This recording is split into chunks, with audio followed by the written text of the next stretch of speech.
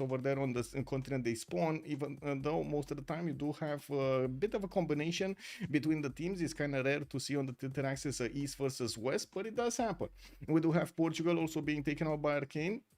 It does seem like Team Ulyss already has a plan in their mind of what kind of civilizations they will ban. They already took out Maori instantly, and you've seen how fast they did actually take out Konge.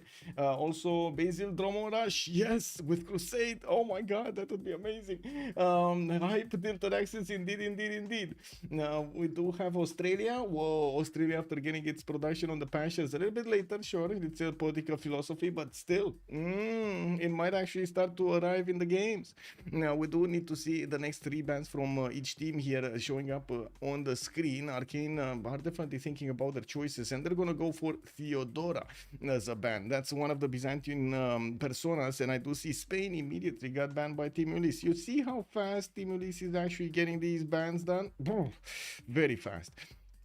Let me actually take a look at the lobby. Who do we have today? Oh, I see. We do have Tidube. We're going to have Romrom, Lege, Mikado, dISTORIA, Gwawel, Apeul, and somebody who must not be named. That's probably Xpli here reconnecting to fix his 0MS. I do have also 0MS to somebody, so I'm just going to quickly rejoin so we don't have any issues later on.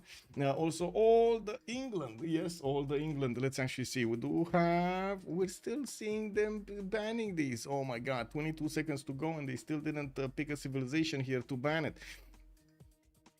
We're waiting. Stephen, Eleanor, Elizabeth I, we might actually see them. Yes, I do have to also point out we do have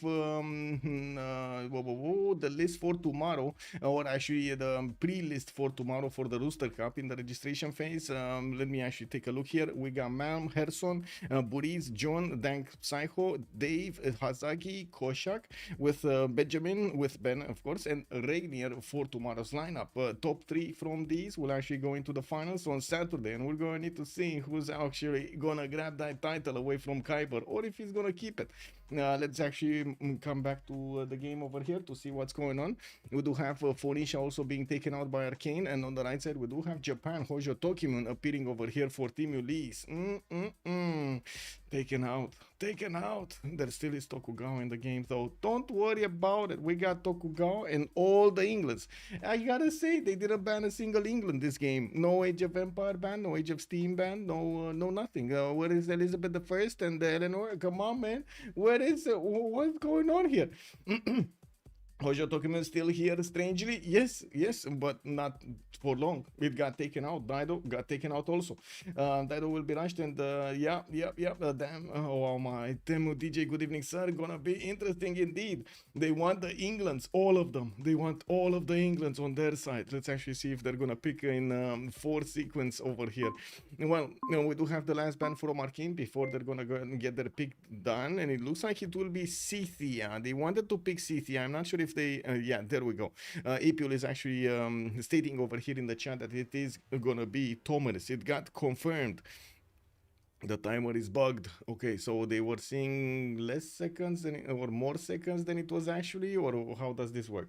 Dalion, good evening, sir, and welcome. Also, this is Teamers. Indeed, this is Teamers. Totally different gameplay than the FFAs that we're used to seeing. The 1v1s or the 2v2s. This is quite of a different beast of a format.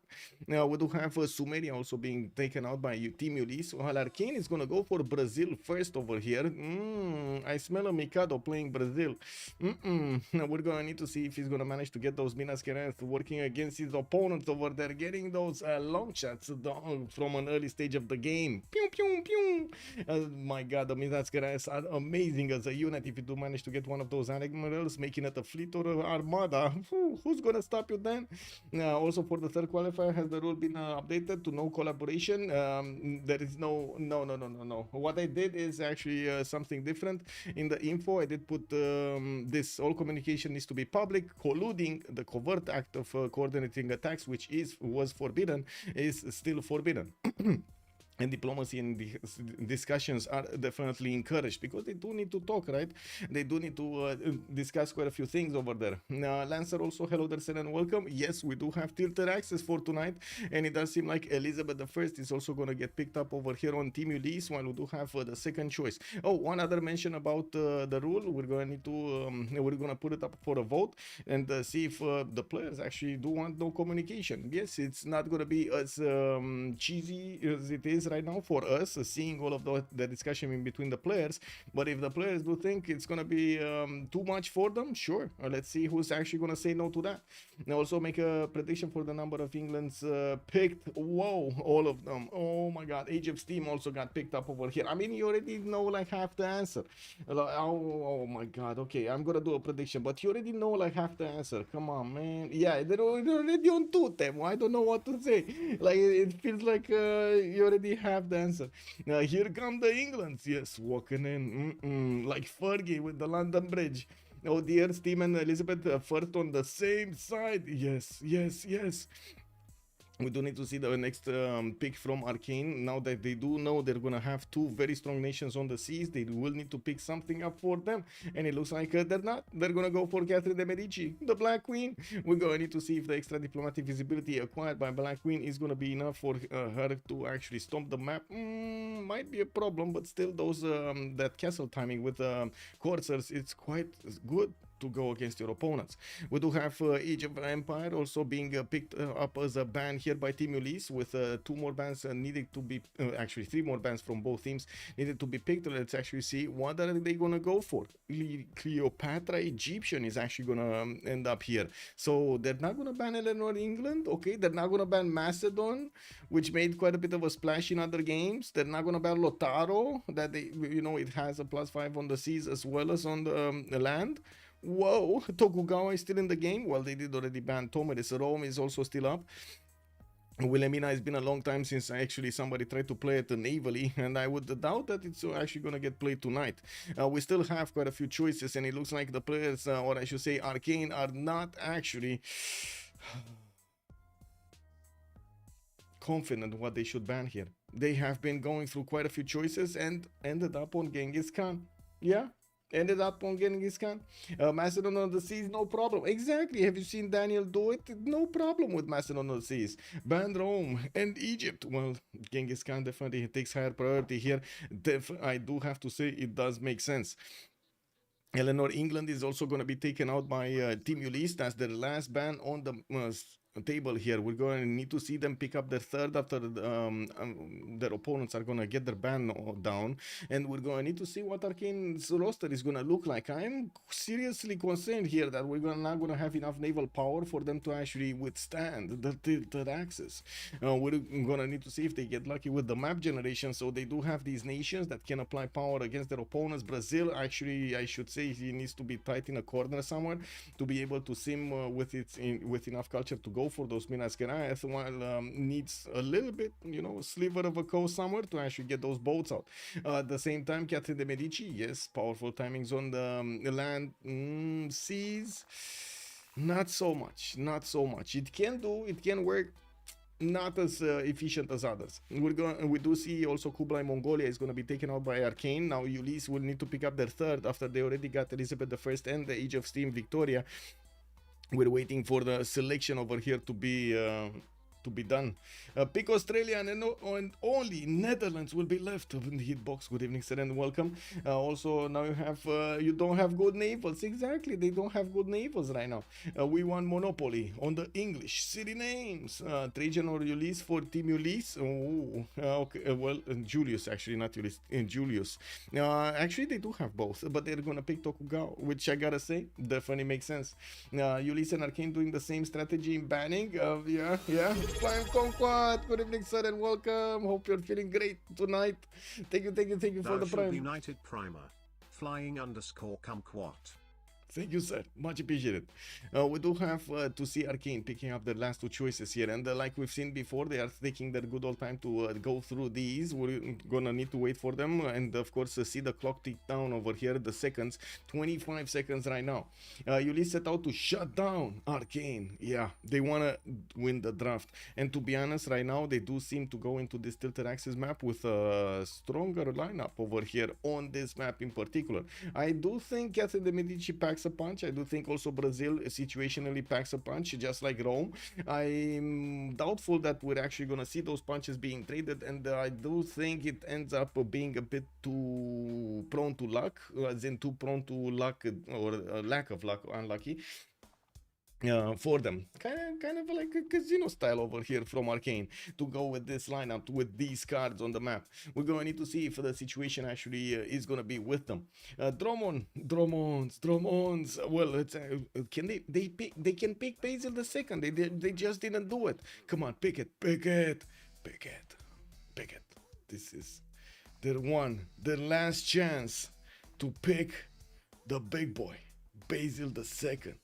The one and only that can stomp cities from afar. Doesn't even need to look at them because they explode directly. But now it looks like Arcane is playing with our hearts and they're gonna pick Australia. Really? Australia? Really? We might actually see some Australian action. Okay. I mean, yeah. Let's actually see what the fourth pick will be from Team Ulyss. Definitely Australia. I wanted to see it in the games. Now, I'm not sure the tempo is going to be just the same. Actually, I'm pretty sure the tempo is not going to be just the same as we've seen before. It loses basically like, what, 28, 30 turns of extra production on those pastures. Yeah, maybe back before it didn't get that many pastures, but still, that's a lot of extra production that he's not going to benefit at the beginning. And we're used to seeing him having that extra tempo. It used to be that Australia is one of the most highest, I should say the fastest to get to caravels from the game. Extremely hard to actually counter the caravel timing of Australia. At the same time, gold was a problem, and you've seen the tempo has been lowered quite a bit, especially with the lack of production on the pasture until he's gonna hit his political philosophy, if I remember correctly. Also, Romrom actually might be needed. Yeah, well, we do have Nader Shah being picked up, not the Dromons, unfortunately. We're gonna need to see them. Oh my god, actually, I do really like Ulyss's roster here, or I should say the roster of civilizations. They look so strong. We do have Lege immediately going for Age of Steam as a choice, and we'll need to see Xpli rejoin the lobby here so he can actually get his civilization and his slot. I'm actually curious, is he last slot or not? Anyway, we do have Tidube here with Mikado, with the Gwawel and Apeul showing up tonight for Arcane, while Romrom, Lege, dISTORIA and Xpli will be showing up for Team Ulyss. I do have to share also a little bit of drama that did happen over here in the communities, in the CivFR community. I understand there was a lightning strike from the gods, from the divinity, taking out Sambro for a whole month. It seems like he just voluntarily sent his settler into harm's way so he gets a remap, a free remap. Yeah, that's quite a bit of a drama over here in the CivFR community. That's kind of bad. We're going to need to see if we're going to have Team Ulyss managing to trade the punches tonight without him. Welcome to Beasley. Good afternoon, sir, and hello. Ready for the games, I see. Give me a second. I want to see something. Kick W. Okay, there we go. Okay, that's fine. Okay, another one. Okay, what do we have here? We do have dISTORIA going for Tokugawa. Lege is gonna go for Victoria Age of Steam. Romrom is gonna be the one with Elizabeth I, and Xpli is gonna be the one with Nader Shah. Remember, Nader Shah does get that extra +5 against full health units also on the boats. We do have Apeul going for Trajan from the other side, from Arcane, while Gwawel still needs to pick something up. I do notice neither. Oh, there we go. Tidube is gonna go for Catherine de Medici. Now I gotta say, this is a bit of extra information information here. Catherine de Medici being played by Tidube is actually an S-tier civilization. I gotta say, this Tidube actually mastered Catherine de Medici over here. So I am expecting great things in this game. I am gonna set the expectations for everybody also quite high over here, because Tidube, oh my god, we've seen him multiple times playing Catherine de Medici, and he knows. He just knows what to do. It might be because of that builder. It might be because he actually knows how to use the builder. CPL often got this one. Wait, what? I say that the CPL got its one. What's the one? I have a nice Starbucks pod, pumpkin spice coffee. Ooh, too many reds in Civ colors. Well, yeah, it looks like we do have them with too many red colors indeed. Also change colors, let's do it. Oh, I see you want to change colors in the chat over here, so everybody gets differentiators differentiate. You see, can you imagine if people actually like in general, like players, viewers, or humans basically want to have quite a few differentiators between themselves? Imagine if we don't actually have differentiators in the next iteration of Civ7. How are we gonna make the difference between one another? Maybe that's what they want us to not have, the difference, to not there is nothing. Change colors of saves. Oh my god, do you mean this? Okay, I'm going for the poop color. You see, I did it for you, the poop color. I chose it. Red on blue or blue on red, I don't know which one is the most horrible to my eyes. Also, Sandorius was saying behind equals lumberjack cowboy from Calgary, Canada, and I'm here for it. Woohoo! Yeah, let's go. Well, we're loading into the first map. Let's actually put up the remap question here. I do notice, whoa, I got a notification that mommy's back from the store. Wow, that's the notification I got. Who's this? Mommy's back from the store. Who's the mama? Let's see who's the mama. Oh, it's Copperbot. Send the notification. Okay, never mind. In the meantime, I'm gonna pop in later on. Maybe we actually get to rate her later on. Let's see. How many remaps? 012 submission period for 10 minutes. Let's put it up. And ask chat, where are we going? Oh, Moonlight already knows. He knows. Wait, the Civ7 will have color-coded pro... Oh my god, God. Yeah. What are they gonna do with all of the armies being represented over there? I don't know, man. I don't know. You need to be careful these days. You know, if somebody's not represented in those armies, they get mad. Let's go left. Yeah, let's go left. Let's see Nader Shah on the map here. We do have Tokyo. No, this is Brazil. Ooh, they're actually quite close to each other, and their opponents, England is going to be here, so not Nader Shah is not going to be on the left. Who do we have here? Australia on his own island with so much desert. Okay, let's see here. Nobody here on Fez's Island or Yerevan's Island. We do have Rome. Okay, France. Oh my god, it's actually the last civilization we're going to take a look at. Persia. Xpli is going to be on the eastern coast. Remember, this map does not go around. Although this map does have connections, most of the time it does have connections from the east to the east, through the middle. We're going to need to see if there will be... Yeah, there we go. We got one-tile jokes everywhere in the north and in the south, so they can pass a navy through them. Mashat did settle in place. We do have Ulyss over here for getting a scout out in 3 turns, and I do notice Xpli is going to have a few huts around them. I do see one in the north over there, while he's gonna have a lot of chops in the other cities. We will probably see him putting some coastal cities also, as well as inner cities. He's very close to Tidube, which is gonna cause a bit of a stir here. I'm pretty sure France is gonna want to do something really bad to Xpli over here. They're on the same continent, so Garden Imperials can be a thing. And we do have Xpli with its amazing immortals at the beginning of the game. We're gonna need to see if they're gonna be strong enough to handle the French power, played by France, played by Tidube, a French player. All he's missing is basically a croissant. Huh? Croissant or oh no, this is actually, I gotta ask chat. You know, what's better? What would you eat? Croissant or baguette? Or I gotta put it in. I'm sorry, I gotta put it in. I'm gonna put it in. And you don't even know what I'm gonna put in, but you're gonna see it right now. There we go. There we go. Let me actually pop this up so you can actually see it on the screen here while we take a look at this.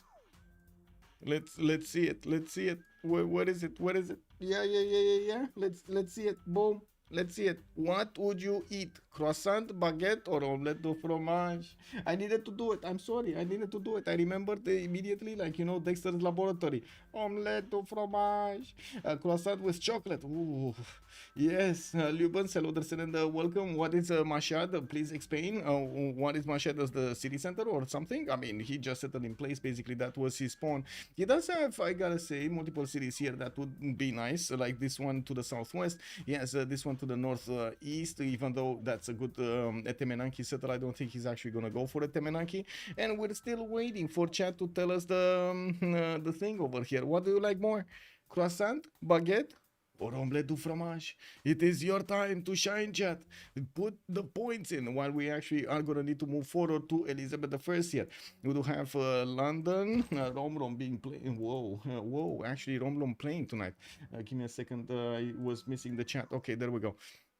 We do have him benefiting from fresh water in the northern settle. Also, the lake to the south is going to give him some fresh water. I do notice he's also going to be on the same seas as Australia, and Mikado might actually have some boats on him from an early stage. We will need to see if Australia does manage to get his extreme campuses going, and of course be able to stomp his opponents, now, especially here in London. We do have him also with quite a few reef tiles, reef fish tiles. I do see 2 of them in the capital with a tobacco tile that will give him maybe. I don't think he's actually going to get that tobacco tile. It lacks the point of production and it's 3 rings out. It seems like it's too far away. What he will have is some adjacency towards campuses, especially because of that reef. Now, unfortunately, they do require deforestation, and that's a problem. Because, yeah, look at this. All of the bronze working going over here for Elizabeth. He's just not going to enjoy it. Now, let's take a look at Lege here. Where do we have Lege and what is he up to? There we go. This is Lege. We do have him with Pio Tahi in the north, can settle that aluminium tile.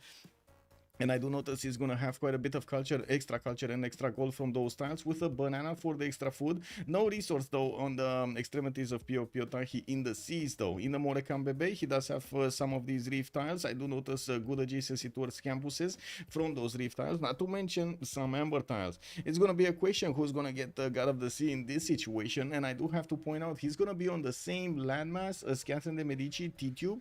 Tidube will have the honor of actually attacking 2 players at the same time. He gonna be happy about this. He does have somebody in the north over there, actually 3 players at the same time. Look at that. Tidube is in the middle of 3 players of his opponents. He's actually he is to the south of Rome, to the north of Leeds as how do you call it, Age of Steam here, and also to the west of Persia. That's going to be Nader Shah. And by the looks of it, chat is actually, wait a second, you 3, 4, 5, really, chat? Really? If I would have put a 4th option, you would have gone for 6 over here? Wow. Can somebody break this number, by the way? Are we making the, how to say, the ladder? We're making the ladder. So basically, what I understand from this, omelette du fromage is the top of the top, you know, premium quality food.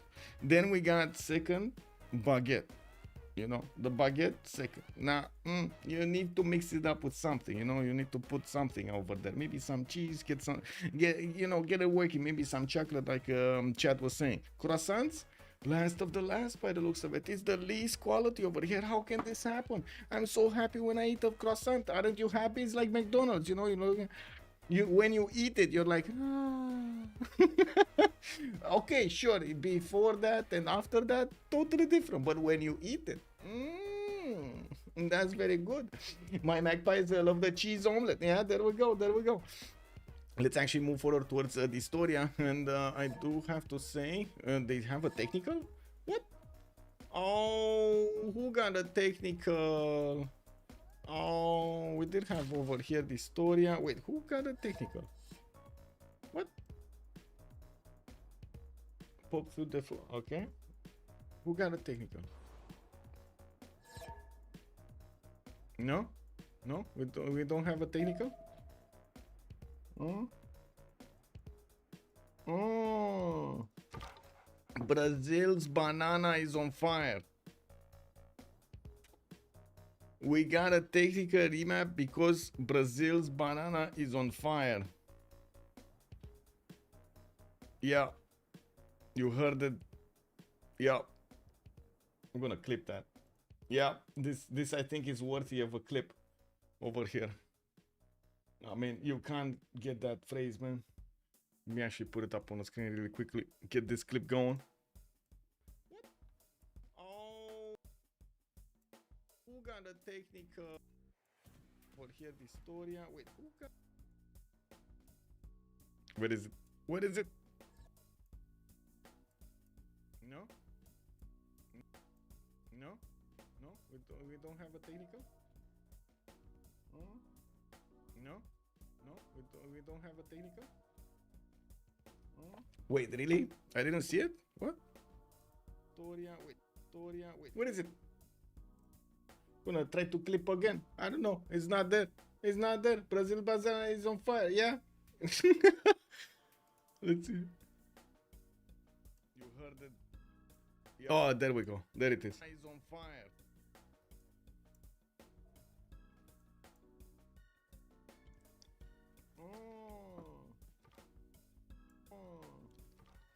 Brazil's banana is on fire. We got a technical remap because Brazil's banana is on fire. Perfect. Perfect. Okay, there we go. Brazil's banana is on fire. There we go. Where is the button? Save. Save it. Okay, so back to our eggs over here. Oh my god, okay, there we go. If you wanna share this, I'll leave you a link over here in chat. There we go, just share it, spread it everywhere. Let the people know Brazil's banana is on fire and we got a technical because of it. Anyway, I need to ask chat again, where are we going? Are we going left or are we going right, or where are we going? Chat, you gotta lead the way, man. Banana flambe, exactly, banana flambe. So croissant is good, but pain au chocolat is better. Oh, Andireo, I heard chocolatine is better than pain au chocolat. I gotta say, I heard the little birdie over there when I went to Paris. Everybody was like, "Oh, chocolatine, chocolatine." You know what I mean? The Brazil, yes, Brazil lost Pop because his banana went on fire. Yeah, no, we're going right. Temu DJ is telling us to go and take a look at Mikado. Well, we do have Canberra here. Let's actually quickly take a look at his Apeul. That's a very good campus. It's gonna have a rift tile next to it, and I do notice, oh my god, man, look at this one. Look at this one. 2 rift tiles next to it. I think he really needs to buy that one to make a campus out of it. Don't you think? Don't you think he needs to get that one? He does have also some turtles to improve fish tiles. He's going for a builder first. Has some of his stone tiles over here, and I do see also only 2 of these patches are going to be available for him to improve in the capital. We do have him also with a rice turtle over there to the northwest, where he's going to have some other 2-2s and another amazing campus, by the way, on the uranium tile. This is an insane amount of science that is going to be allowed at the beginning of the game for Australia. Unfortunately for him, he does have England next to, and that's going to be Lege. No, that's going to be Elizabeth I here, played by Romrom. We're going to need to see. Oh, wait a second. Oh, yeah. Never mind. Now we do need to see if Manchester is going to win this fight against Australia or not. Looking at Catherine de Medici, he is also going to be on the same continent, and I do believe France is going to do some mischief over here against England. We do have Paris getting his scout out in 3, and he does have a warrior moving towards the north. I'm pretty sure he will want to get a city over there next to the Wonder Dalol, and also the banana tile over there. He does have another tobacco that he can settle to the northeast, and actually quite a few cities around him with pretty good tiles. I'm not gonna lie, this looks good. We do have him also with the proximity to go against Romrom at the castle's timing, and even earlier. That's gonna be quite a problem for Romrom, since he's gonna need to fight one naval and one land civilization at the same time. Taking a look at Victoria, let's actually see. Oh, wait a second. We need to take a look at Brazil first, right? That we went from the right to the left. Rio de Janeiro did settle on J tile. Is that? Wait, what? Amber. I was like, what? Jade on hills? That's not happening. Anyway, that's an amber tile here on Rio de Janeiro. He's getting his scout out in 210s, and I do notice he does have a cotton to settle, or one of these cattle tiles to settle to the southwest. Has an amazing amount of rainforest around his cities, and we're gonna see him benefit from the adjacency for it. He doesn't have actually he's not on the coast, that's what I want to say, but he does have defensive tiles over here with the forest, denying the ability of those frigates to actually attack into Rio de Janeiro. It's gonna be different when people reach battleships, but maybe by that time he's gonna get his own Minas Gerais out. And we do have him also to the east of Rome. That's gonna be one of his allies, and he's gonna be happily simming over here.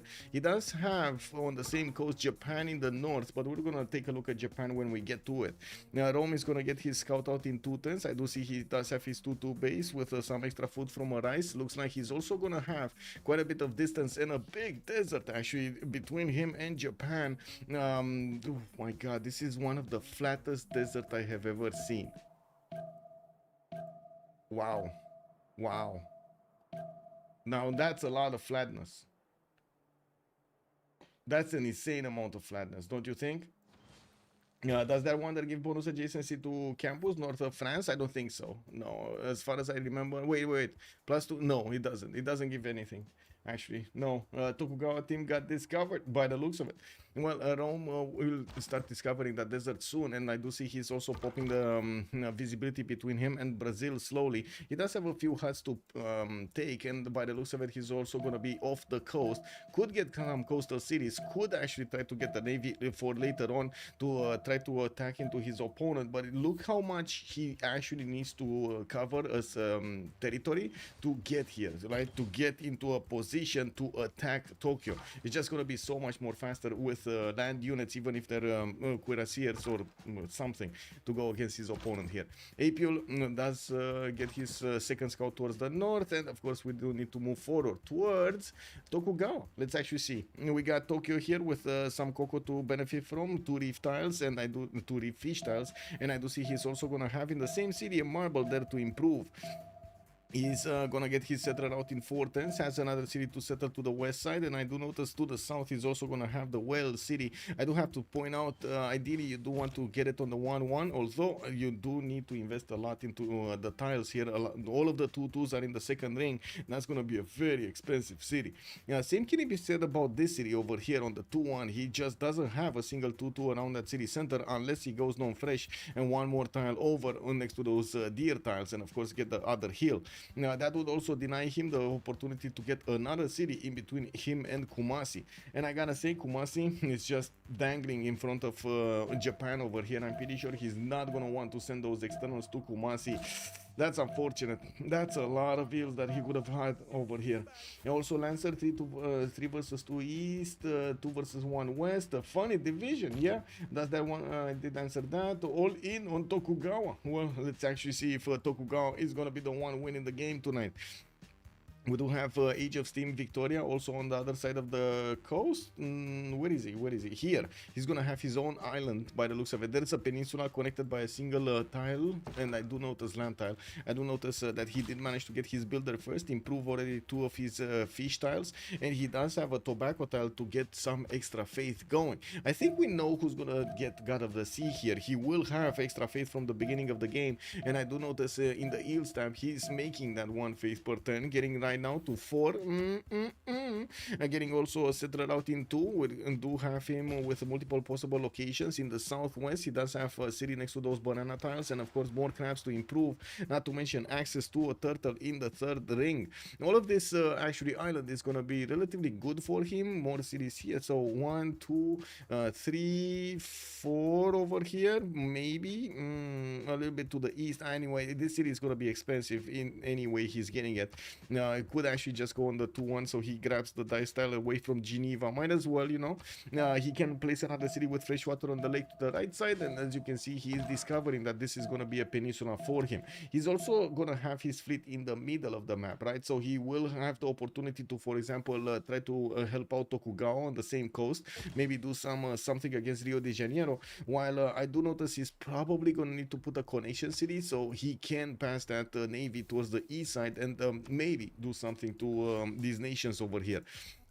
We do have also to take a look at Elizabeth I, which is going to be to the north of France. We did talk a bit about this, and I do notice Romrom did meet his opponents, both of them. Met Australia on the right side, his warrior, and I do see he also met the French scout. He doesn't know how close France is because he doesn't see the loyalty. It's so close to each other, and this is misleading, right? His visibility just doesn't allow for that discovery of the how to say, of the border. We do need to take a quick peek over here on Nader Shah as well. He does have some amazing food tiles, so with the sugar on the 5 and also the rice on the 4. He's going for the inland city and taking a look at the position. He will also have the opportunity to go against Paris here. We're going to need to see if he's going to manage to do something that will stop Paris from doing too much damage to his ally, to Romrom in the north.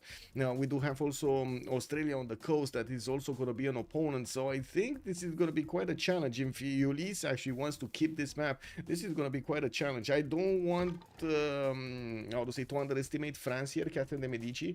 Yes, it's played by Tidube, and I know it says tier right now, but at the same time, it's land. It's a land civ with easy possibilities to go for general, good extra damage from the intel against opponents' units. And yeah, there we go. There we go. I was thinking this is gonna happen because Romrom over here just being placed, it looks like he was a sacrificial lamb rather than anything in the north of Tidube. Tidube, yes, he did see Dalol, yes.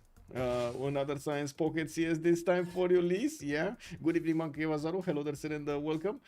Also, Ulyss wins pocket CS count. Yes. Let me double check this. Yeah, he did see Dalol. He did see it. And his settler, well, he just popped out his settler. We don't know exactly where he was going, but I'm pretty sure he would have gone next to Dalol. I'm pretty sure of this. That's a good city to have. Okay, we're just waiting for the new map to be generated. Remember, we have a possible 2 remaps available for them. One was a technical, it doesn't really count. And I did put up the vote earlier. When we do have, we do still have a remap token available for Arcanes. If in the next game, in the next map, they're actually gonna see something fishy, they're gonna see, well, we're gonna use our remap token, and we're gonna get another one. Did you? Yes, who remapped? Ulyss. Ulyss remapped. They didn't want to sacrifice Elizabeth. Makes sense. And now, chat, you need to tell me. We're going left or we're going right? Where are we going here? Xpli, Nader Shah, or are we going Mikado, John Curtin? Where are we going? Chat, chat, chat. Let's go, let's go, let's go. Let's go. Left. Servus, good evening, sir. We're going left. We're going left. He said it. He was first. He said it. Servus, the man. Let's actually see Nader Shah over here. What do we have? What do we have? This is England. This is Tokugawa. Where is Nader Shah and why is he not calling? Nader. Nader. Oh, there is Persia. Xpli. Okay, there we go in the northern part of the eastern coast. We do have him with a 2-2 base. I do see he has a 1-3 that he's gonna need to take out. It has a refish, has another refish on the right side. Actually, a whale tile. Yeah, a whale tile also next to it. We do have him with good inlands, and he's also gonna be quite close to France. Again, this is gonna be quite a matchup on the land, but this time around, at least there are gonna be these civilizations are going to be 2 civilizations that are specialized of doing land warfare. We do need to see if France over here is going to have another target. Might get a target. No, Australia is actually his teammate, so he might actually get some trade routes with him later on in the game if he settles a city on that same water body. We do have also Persia here. I mean, what do we call this right now? As in, is this gonna be the map? Or am I gonna talk about strategics or not? I guess we do need to wait a little bit, right? Let's not be that impatient here. He does have some reef tiles that are gonna give him some adjacency towards his campuses, and I do notice he has the freshwater rivers spanning towards the south here. Could get defensive cities against France, and I'm pretty sure he's gonna want to go for those encampments. Now he doesn't know yet that he's gonna have such a close proximity to France, although I'm pretty sure he's gonna find out soon. Now let's take a look at Elizabeth I here. Where is he? We do have Elizabeth Romrom on the western side of the coast, again with some amazing campuses. What's going on with this map? +4 over here, +4 over here, another +4 over here. This is insane. We do have him getting a builder out in 5. He does have 2 refish to improve, and I do see his warrior is starting to explore the land. Yeah, he does have an ally towards the north, Tokugawa, which is just going to be free simming in the north with next to Shiripada. While I do notice in the south of London there is Brazil, but across the coast and on a peninsula. This is kind of a weird, like very weird spot actually for Gwawel. We do need to see if I'm actually quite surprised that we do have Gwawel playing Pedro II and not Mikado playing Pedro II. I guess it is what it is. Times changed. We do have him also getting Rio de Janeiro on a 2-2 base, a little bit closer to his other 2-2s, has coastal tiles to work, and I'm pretty sure he's gonna want to get a city next to the Fountain of Youth towards the southeast. That's a 2-2 base right there. Cannot make a canal, but that's fine anyway. We will need to see if he's gonna manage to get a defense up on the seas against London, and if he will actually get quite a few boats out. I'm pretty sure he cannot stay away from the coast. Like, this is the situation in which really you need to commit to the coast, even get a harbor out from Rio de Janeiro on the coastal tiles so he can actually pump out, use the production of the capital city for those boats.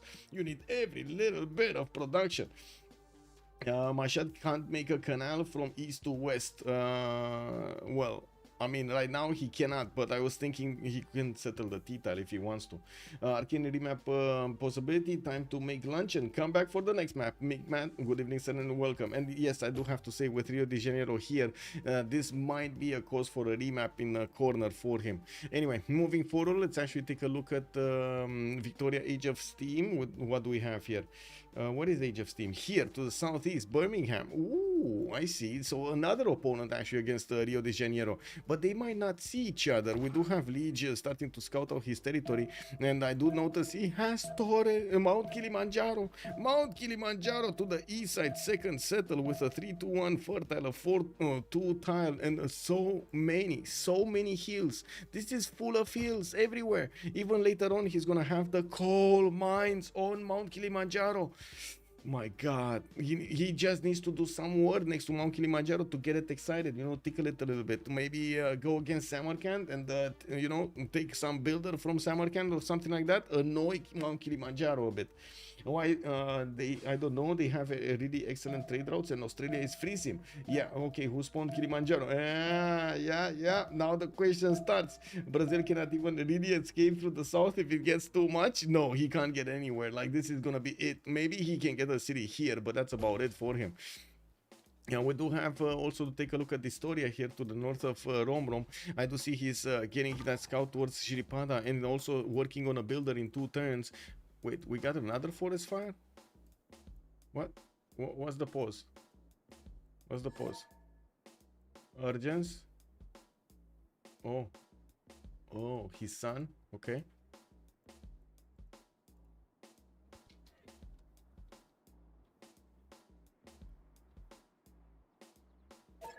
Diaper change! Woohoo! Mount Kilimanjaro usually spawns near flat tiles. Well, sometimes, yeah. Yeah.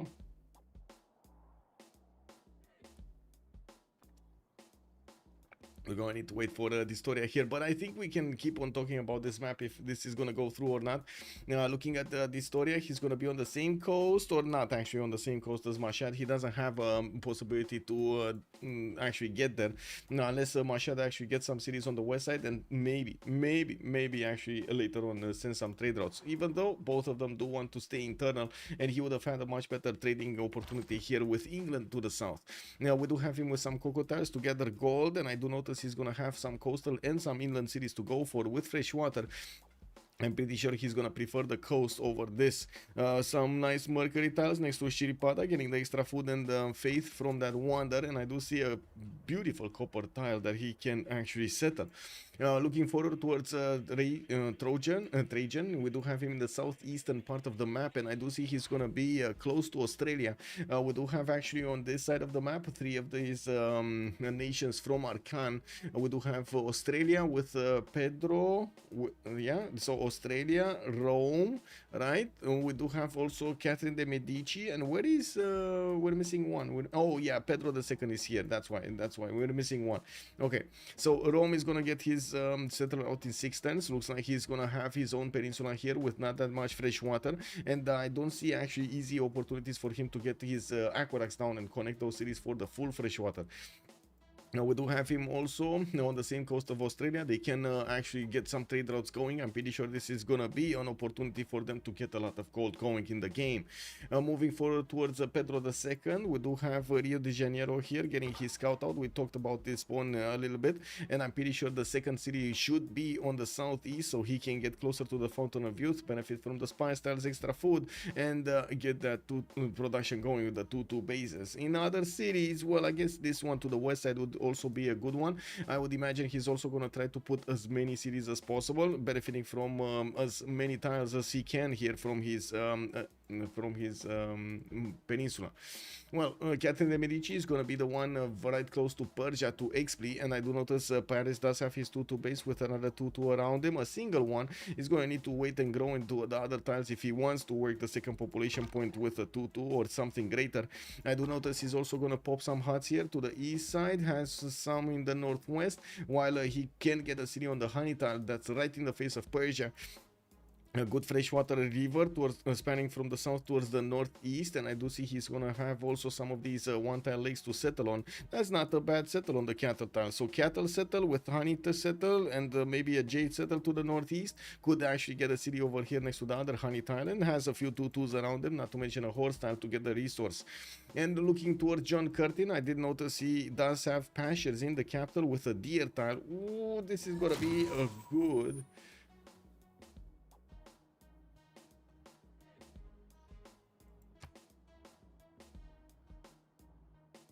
What happened here? What? What?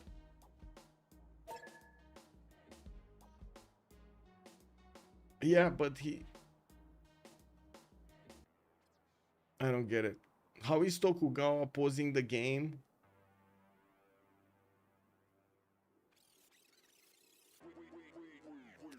Persia is trying so hard to get away from France, but France keeps following it like a dog after a bone. Yeah, one little buff and we get Australia in the game. There we go. They busy just a little bit, just a little bit. Error everywhere. Yeah, I mean, how? So, I mean, dISTORIA disconnected from the game. He was Tokugawa, so he's not in the game anymore. And Tokugawa paused the game. The AI paused the game, guys.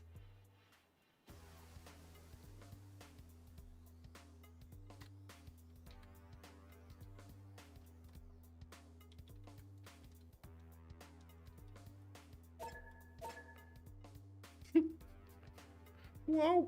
Wow. Yeah. What can I say? Amazing. Amazing.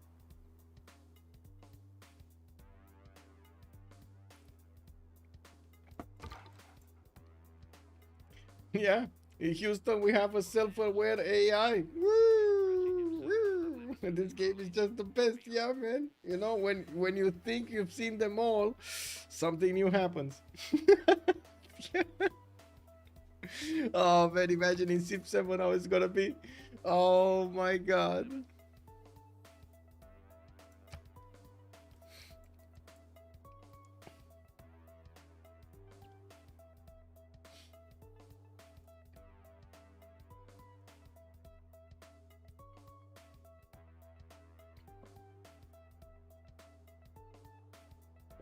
BBM 10, yes, yes.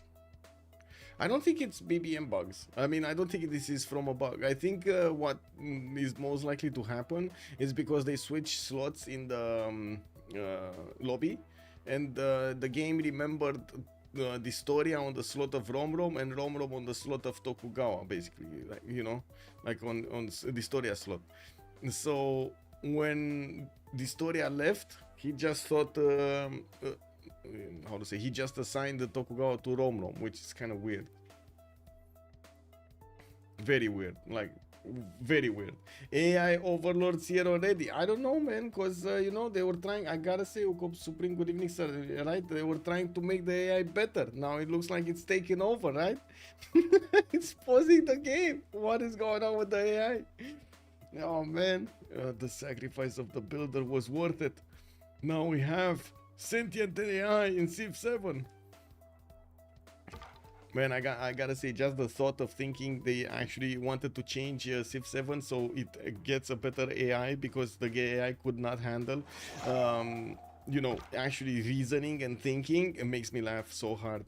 Like I've been laughing the last few days so hard because of this. I can't believe that somebody would actually do that. I'm not gonna lie. Instead of actually making a better game for actually humans, they're making a better game for an AI.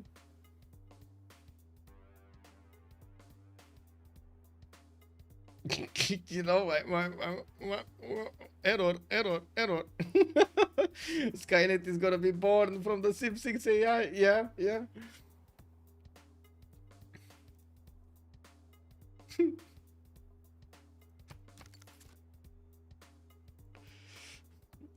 Game was paused by Lege. Yeah, well, now it says it's paused by Lege. Kick W. Any Civ7 pre-order here? I don't think we're gonna find it on my stream. I'm not even sure we are gonna find Civ7 pre-orders, to be honest. I mean, that's a good question. Like, honestly, you know, like, maybe I live in a bubble because I only talk to like the multiplayer community, and I have you guys on the stream over here to chat and get some feedback on, and so on and so forth. But you are kind of aware of the multiplayer community and our struggles over here, and our passion to get the game working, and so on and so forth. Like, you've been with us, so I don't know exactly what the opinion is of the majority. I only have my own impression of things, and that's about it. It would be a very interesting if I would say experiment if we actually do get to ask multiple streams about this. A poll to see who will buy Civ7 to the release later at 20 euros or no. Yeah. Okay, dISTORIA is saying he's sorry, his mouse plug-in audio, he had to reboot. What? Oh, I see. He had to reboot because of the plug-in audio made a problem, basically. There was a problem.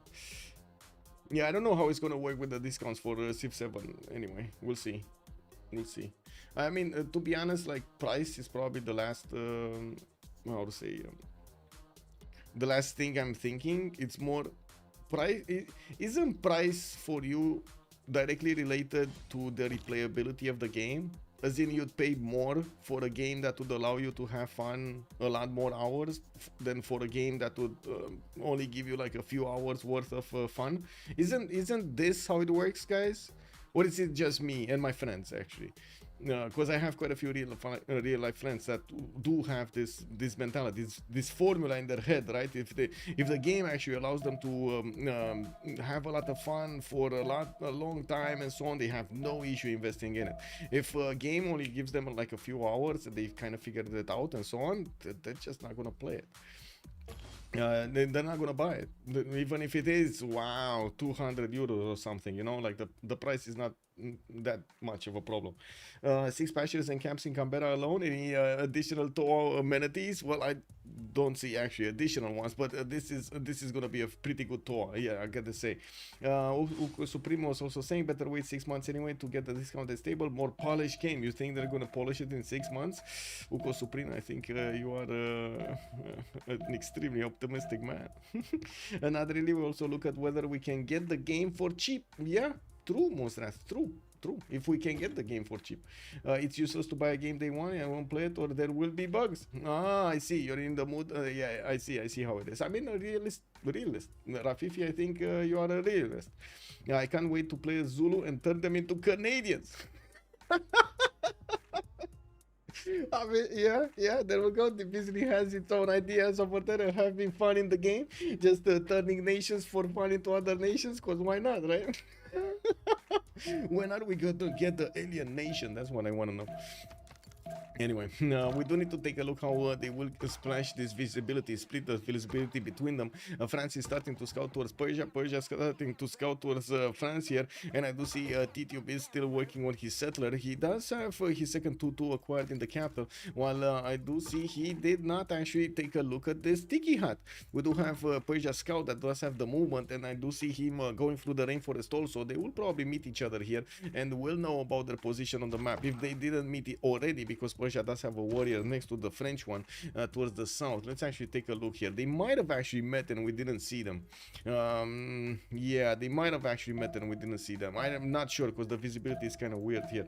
Anyway, no, it might have overlapped, but I think, like in my head, I don't think they actually met. We do have London here with a settler coming up in 2, and I do see he's starting to bridge that fog towards the north. He is gonna see also Brazil in the southwest. When the loyalty is gonna appear, they will see there is quite a bit of loyalty minus here in the southern coast. We do have the settler of Rio de Janeiro also popping out next turn. By the looks of it, Birmingham does have a forest fire to the west side. I do want to see if this is a rainforest fire, and that will actually have the chance of expanding towards the southwest, giving him much better tiles to use in this location. Has a city to place to the southwest, has actually that city Mount Kilimanjaro to the east side. He did meet it, I hope. Leech did meet Mount Kilimanjaro, did see that fertile that will give him the extra food. Taking a look at, yeah, there we go. They actually met right now. I'm pretty sure France is gonna pop that hut. We do have the Paris warriors going, you know what I should say, the warriors of Persia going towards Paris, while I do see Australia from the south is also sending a scout to bridge the fog of war towards France. He's working on his third city already, getting those settlers next to more of these pastures. The sheep tiles over there are gonna give him that extra production a bit later on, while I do notice he still has quite a few coastal cities to go for. We're going to need to see if he's gonna be happy with his spawn later on in the game. With R1010, so and Arcane, oh, he's remapping. So we're gonna have a new map. Which team are we rooting for? Hashbang, good evening, sir, and welcome. That's a good question over here. Which team do you wanna root for? The Samurai Mobsters. Why-ya! Yeah, you don't want pasta sushi on your table? No, not really. I love being Italian, an era, and Japanese, the next one. Yeah. Wow.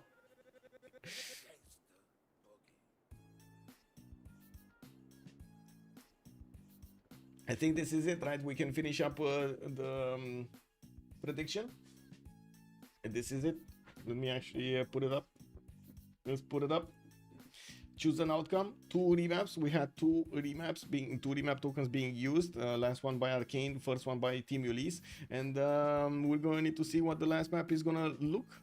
Arcane don't like a Rome spawn or what? Perfect. Just I don't think they like Brazil spawn. It was Brazil was southwest over there. It was just a sad spawn. I gotta say. I gotta admit. Yeah, probably Brazil being alone over there, just like it was in the beginning for Ulyss with the Xpli being alone. But that doesn't actually guarantee they're gonna have somebody this time around.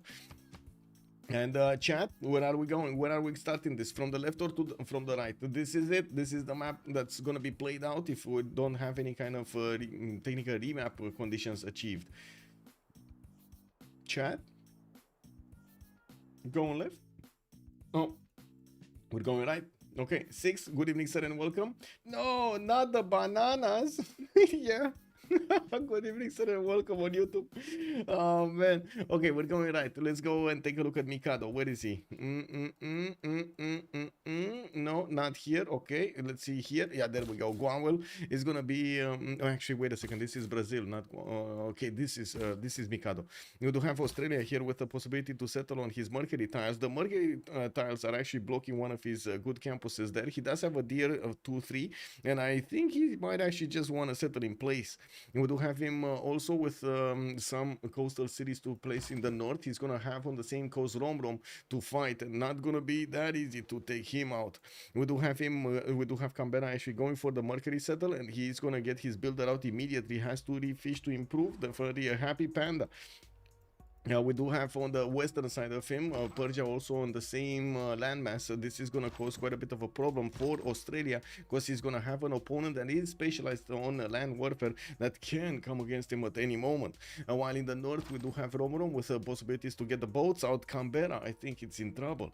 We do have him with some horses in the capital, second ring. His iron tile is going to be third ring towards the south. Has more cities, not very good cities, but good-ish cities to place north and south. Some inner cities also that he could get some extra benefits from. And I do see in the capital he's also gonna have a pretty good Temple of Artemis. We got again 4 of these tiles that are gonna give him the bonuses towards Temple of Artemis of extra amenities in the capital, directly in the capital.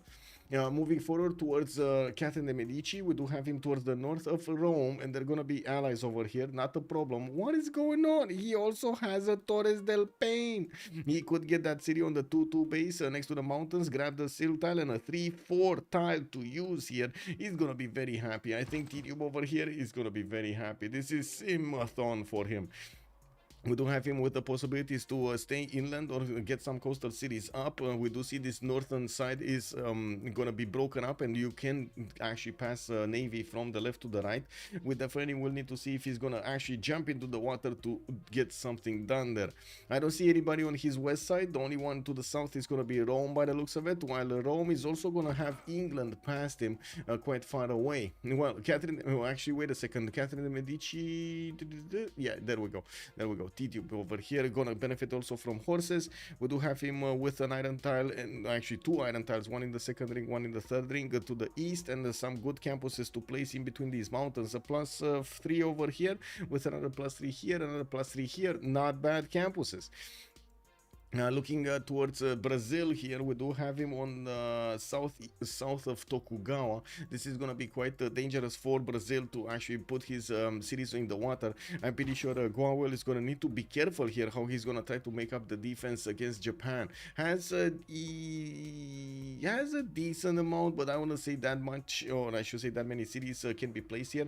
Has a good city towards the north between those bananas and the dice tile, while I do notice on the east and in the south he's going to have some more cities. Only one is going to be on the inland. The other ones are going to need to be placed either non-freshwater inland and try to get the harbors out, which is going to be extremely expensive and slow, or try to go big man with his cities on the coast.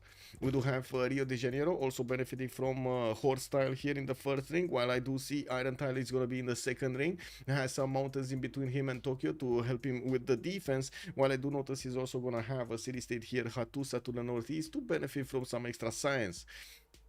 Moving towards Trajan, we do have him on the eastern side of the map with his 2-2 base as a single 2-2 in the capital. That's going to be a bit of a problem for him.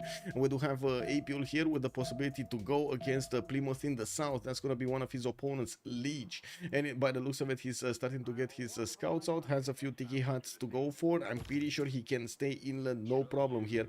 Actually get a city on that wheat tile, get another city over here, and try to block as much as possible England from moving out.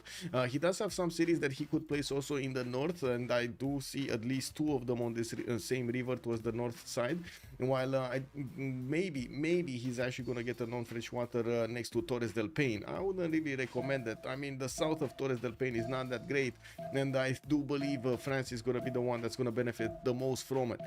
Rome does have his horse tile in the third ring. That's going to be extremely expensive to buy, and I do see he doesn't really have a city to place next to it, so it's going to be less expensive.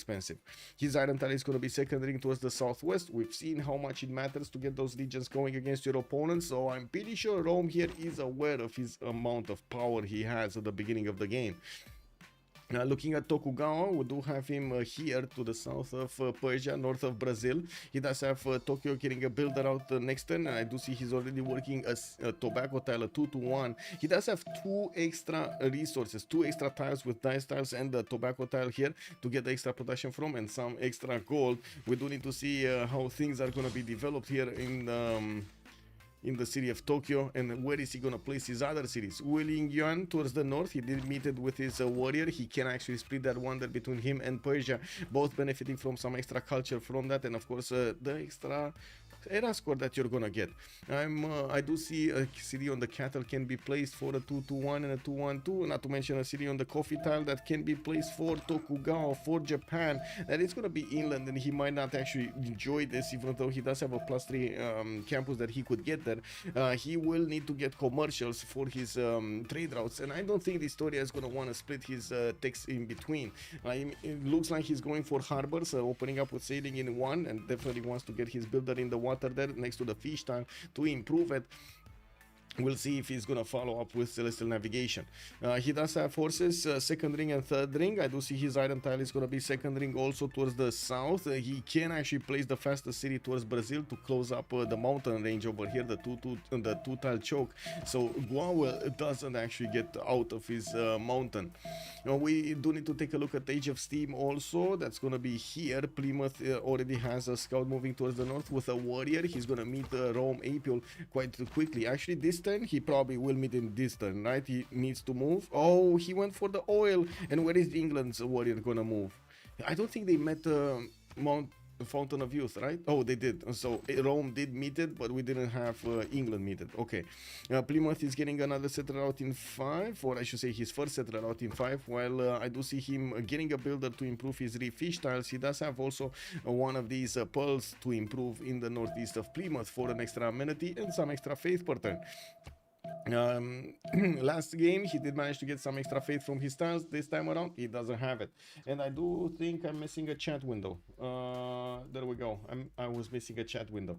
Good evening, hello there Falcon, good evening sir and welcome. Can you help me with the info if I missed Rooster Cup qualification number 3? Enjoy the stream and explanations. Yes, either one of them only got one and I scored from Fountain of Youth. Yeah, well, the extra era score was on Rome, by the way.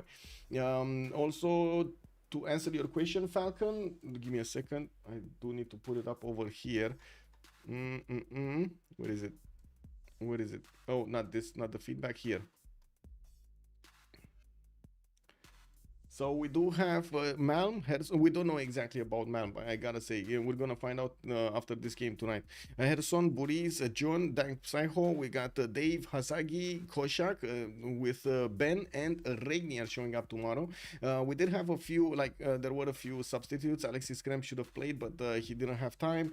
We did have also, let me see, Paul Hur is actually not able to be played because he does have a Premier League game coming up, and well, he gave his slot to Buriz. Also, let's actually come back to the game here. We do have Rome meeting up England, and I do notice he is going to move his builder towards that pearl tile, getting his settler out next turn. It's going to be a question, where is he going to go, to the south or to the southwest? Well, taking a look at Brazil next, we do have him here. We did talk a little bit about him, and definitely will need to get his horses and his iron tile improved here. Oh, wait a second, I went the other way. Elizabeth I, we need to take a look at Elizabeth I. Yeah, you know, sometimes I go the other way. England here does have his 4-1 fish. He does have a settler coming up in 7 turns from London, and by the looks of it, the settler is going to start moving soon. We do need to see if he's going to start moving for the freshwater series, or he's going to be fine with the non-freshwater placements. We do have him also scouting with a builder to see the edge of the map there, and well, he does have some scouts moving around with his warrior towards the south. He will have Persia next to him to trade with. That's going to be nice. While to the southeast he has Australia to probably go against. We did actually figure this out at the beginning. Australia is going to be in danger. He's in a 2 versus 1 situation, actually 3 versus 1 situation, with also Tokugawa on the same landmass. Now we do have also Romrom here benefiting from a horse in the second ring from London. He does have his iron tile southwest in the second ring, while I do notice he's moving his settler east side here. I would imagine he's gonna want to close this choke up, right? He's gonna get that city here. Is this where he's going, for the freshwater city +4 harbor and also multiple 2-2s around him? I think so. I think that's his destination. Well, last but not least, we got Nader Shah. That's going to be Mashhad here. We're already benefiting from extra culture from a coffee. And I do see him moving immediately towards the east side. A bit curious that he went for that settle and not this settle. But I do imagine he's going to want to put it next to the banana. Maybe it actually burns. We do have him actually getting his scout out so quite close to the Australian border. And I do see a warrior. We might see that city being attacked. Only 2 tiles will allow the units of Persia to actually attack into the city center. But that city is only 13 strength right now. And we do have England also with an available warrior that might actually get to move, but it's like 10 turns away from getting to Canberra. A lot can happen in 10 turns. He could get a warrior, can buy a warrior, can get a slinger, and so on and so forth. Yeah, also someone is there, either one. Okay, I did see that. Yeah, we do have Persia also benefiting from horses in the first ring, iron tile in the second ring. We do have him three population points in the capital already. Well, that's about it with the civilizations. At the moment, I do see most of them are between 8 points of production and 12 points. That's normal. We're going to need to see who's actually going to be ahead in the next part. Rome is already putting a city towards the south. He's eyeballing that wheat tile there, and I do notice he got pushed back from Plymouth. He did manage to do some damage with the warrior. I think that was the scout of Lege that got taken out by the warrior here of Rome. There is a settler moving from Lege towards the west, towards that coal tile by the looks of it, while he's going to get his third one in 2 turns. We do need to see if there's gonna be some mischief happening somewhere else on the map. Now I do notice Tidube is moving towards the south with his first city, but he did not go for that 2-2 base next to the hills, next to the sill tile to grab the best tile of Torres. He doesn't even see yet the best tile of Torres. What he is gonna do is get a city. Wait, is he actually going? No, I really hope he's not going non-fresh here. Okay, he's going freshwater, but very far away. Wow. So instead of moving 1, 2, 3, 4, and 5 to settle, he actually moved 1, 2, 3, 4, 5, and 6 to... Okay, never mind. It's about the same. It's about the same, right? I think it's Friday. Tomorrow. Yes, it's tomorrow. The third qualifier is going to be tomorrow, and we do have the finals on... how to say? On Saturday.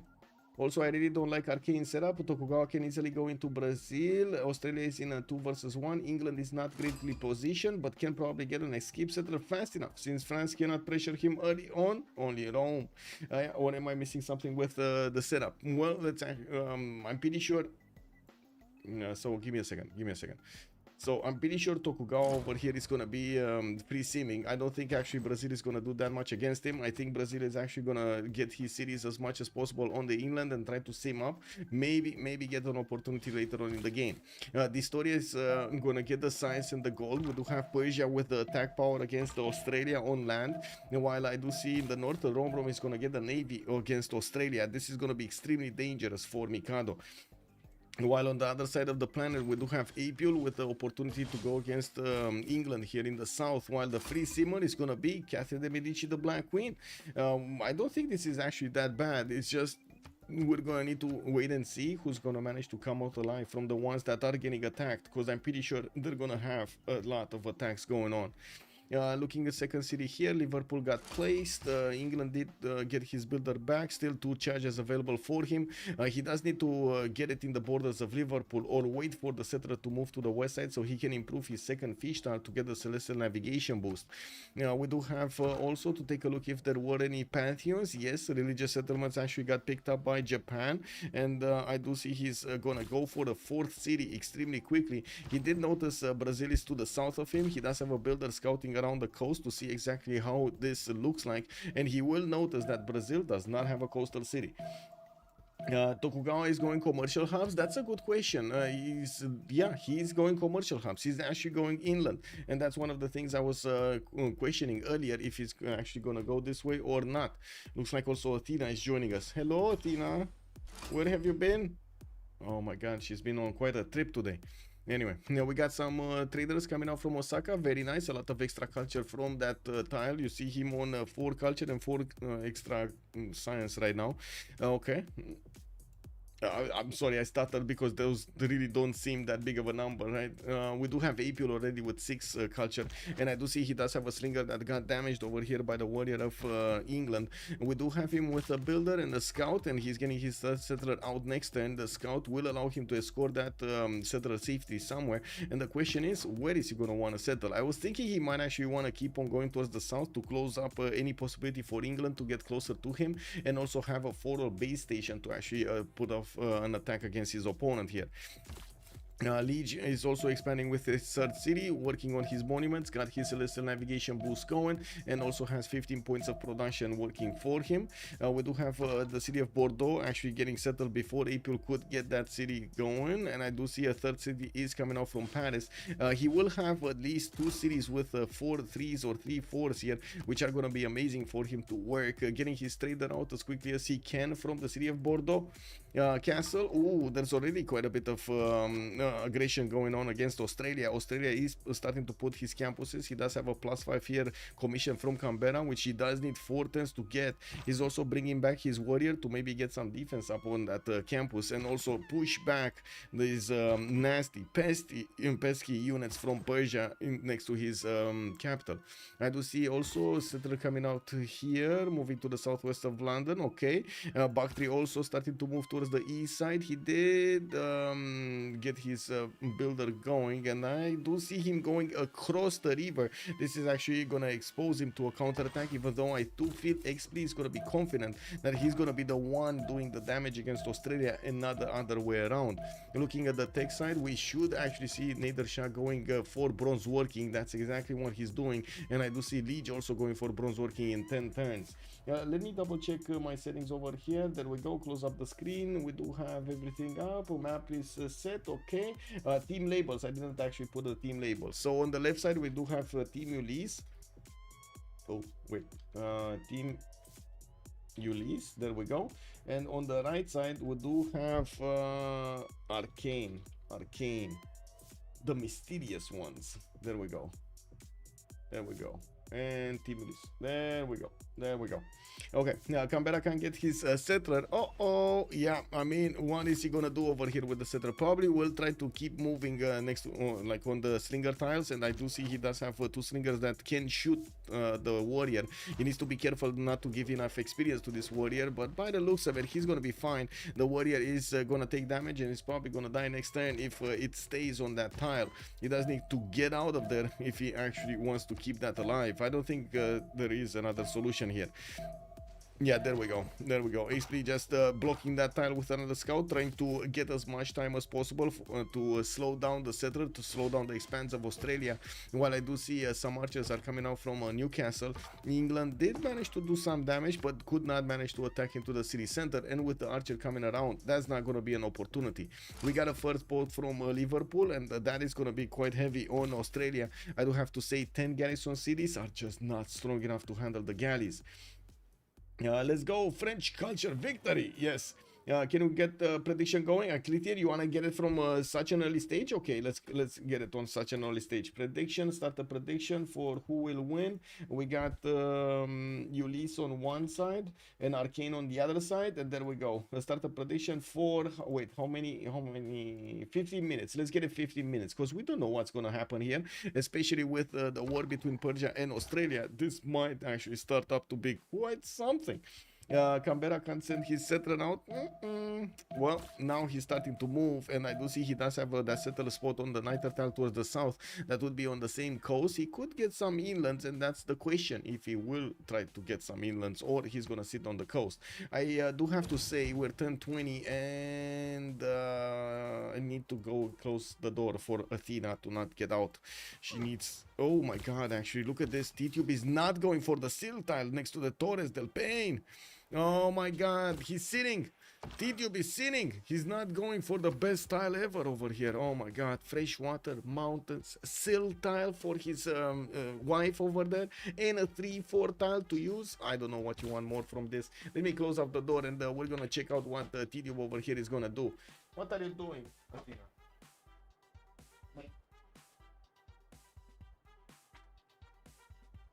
Non sei puttana.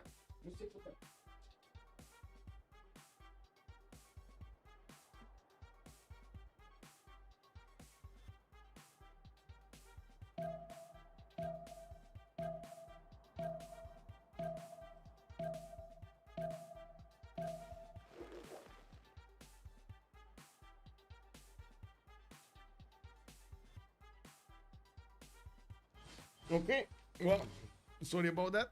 It had to be done.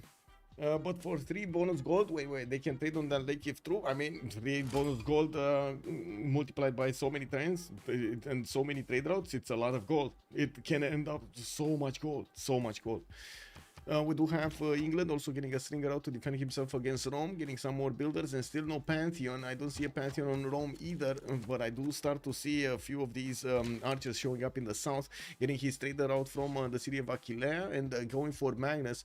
I would imagine we would see Trajan also going for his bronze working, mining next turn, with craftsmanship also coming out next turn.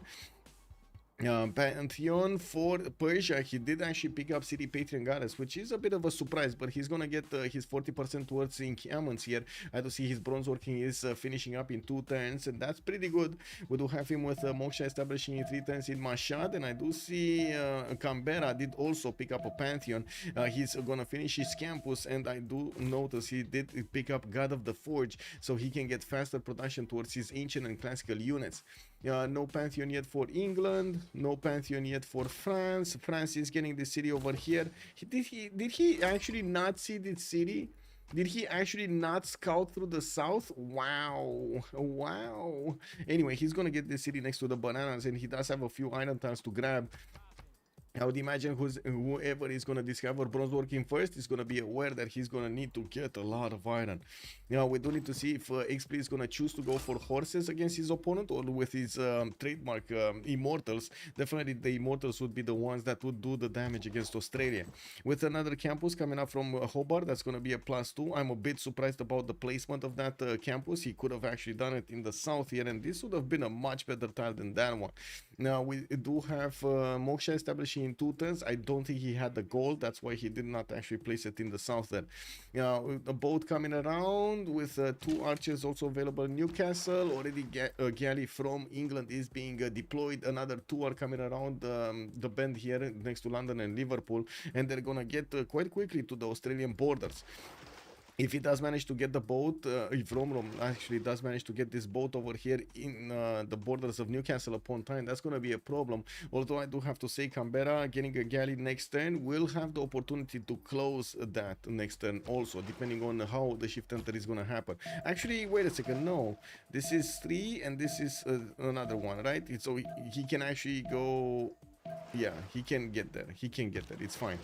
He just needs to shift enter right now or get it anyway, because this one just doesn't have enough movement. It's only 3 tiles, right? So it's going to be 1, 2, 3 over here on the 1-1, and that's it. And there we go. England actually getting next to Newcastle upon Tyne with 3 units. He's yes, there is a galley coming around from that city center, and Mikado was right on time with his upgrades, as in upgrade for this garrison defense. He did manage to pop that galley right at the second he got attacked. And there still is a lot of potential damage here from Romrom's galley to go against Newcastle upon Tyne, but with 2 boats coming around from his opponent, Mikado should actually get this defense done. We do have Lege going for animal husbandry. It looks like he did get the Goddess of Tides as a Pantheon, getting some extra culture from his improved coastal resources. Has already pearl tiles and the fish tiles here. I'm a bit confused about this holy site opener. Is this...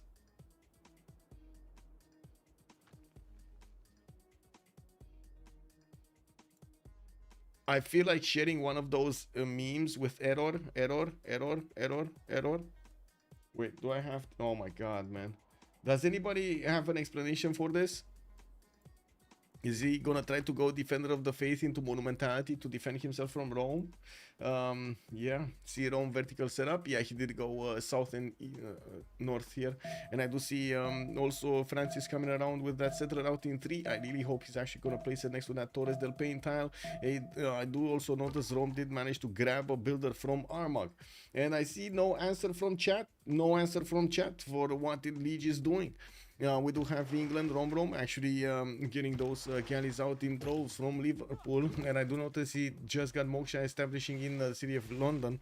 We do have the boat already being taken out here. The initial boat of Romrom that attacked Newcastle. Indeed got served. While I do see Persia did finish his bronze working, he's putting down his encampments and can only think of Defender. Yeah, I was thinking Defender of the Faith. But is that worth? I don't think it's worth the holy site. Like Defender of the Faith, I really don't think it's worth the holy site here for England. But anyway, as in, I think a general, like encampment would have been much better suited for the task at hand than it is the holy site. Oh well, it is what it is. He needs to pray somewhere, you know. And remember, guys, this is where the builder from Civ7 actually arrived, right? He's being placed on the altar over there, sacrificed for the greater good. Now let's see, the campus is coming out from Brazil. We got 3 of them. I do notice he didn't pick up a Pantheon. He does have a +2 campus here. In Belém, he's going to get another +2. And in Sao Paulo, he's going to have a +2. So no +3 here for him. That might be a bit of an issue, but I don't think so. In the era score, he's on 14 out of 19, and he cannot get a splendid campus going. We do see also in the scientist screen, we don't have Hypatia. We do have Zhang Heng as the first one. And I'm pretty sure the players are just not going to rush for it. Of course, Shunsu is the great general first. Imhotep is also going to be one of the great engineers, and no extra trader or merchant is going to be showing up there first. Japan already has a 5th city coming around from his capital. He did get religious settlements, and as you can see, he can place that city on the inland here in between the mountains. He is going to need to take care of some of the Brazilian warriors to keep them away from getting to his settler.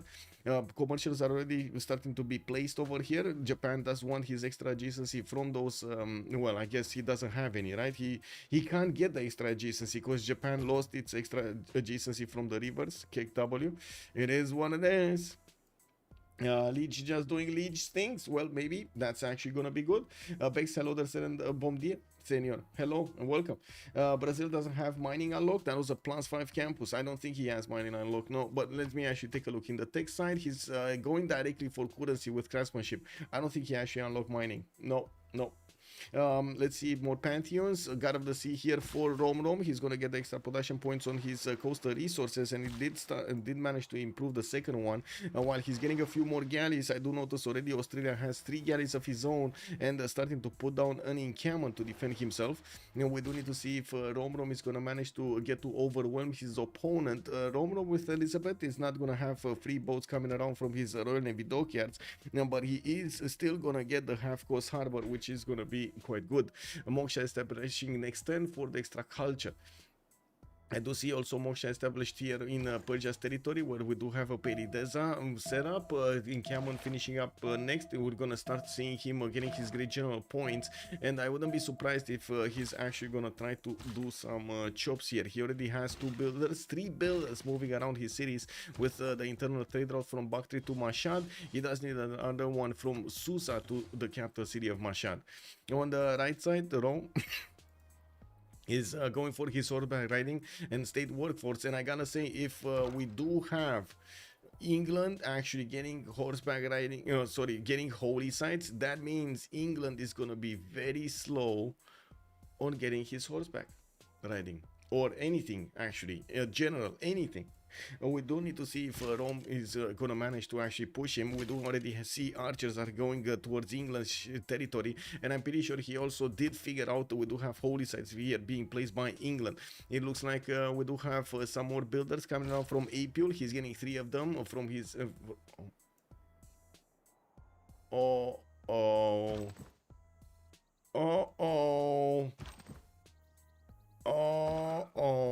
I don't think the city of Bordeaux is gonna fail here. I don't think he's gonna fail. Like, yes, sure, this is dangerous. Yes, this is very dangerous, but I do think Tidube is gonna be fine. I think he's gonna be fine. Looking at how things look like here, I think he's gonna be fine. What do you guys think?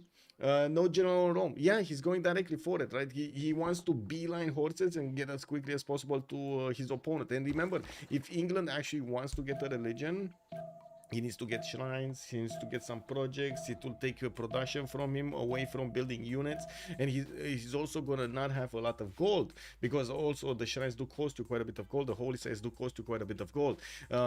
Expensive, very expensive at the beginning. Have you seen holy site civilizations? They're barely making 3 gold a turn or 4 gold a turn, let alone actually having an army to fight with. Now we do have a Rome that already can train some arrows on this slinger over here from England, and I do notice he does have a scout that is trying to figure out if there are any horses being upgraded. London did not manage to get the builder out and did not actually improve his horse style. This is gonna be dangerous, so we might actually see Lege over here not having enough resources for his units, and we do have him getting bronze working. Actually, he does have 16 iron in the bank right now. Wait, what? So he has 16 iron. Is he not making iron or something? Because I'm pretty sure he didn't discover bronze working to discover holy sites, to go into holy sites and get something else. I'm pretty sure he didn't do that. So he might have gotten the iron from Xpli. He might have gotten the iron from Xpli. I think that's the only possible explanation here, or from somebody else from the team. Doesn't see the army strength of Rome, where warriors England, about move stealing the builder, where all of those warriors were near him. Yeah, well, the warriors did basically, you know, like it's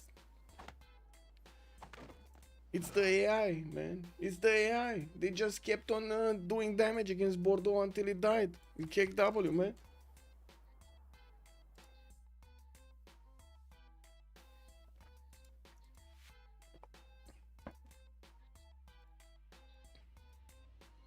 Oh, 15 versus 128. What's that? Doesn't see the army strength of. Oh, I see the army strength. Yeah. Let me put my chats back in order because I'm getting confused over here. They're not as I'm used to.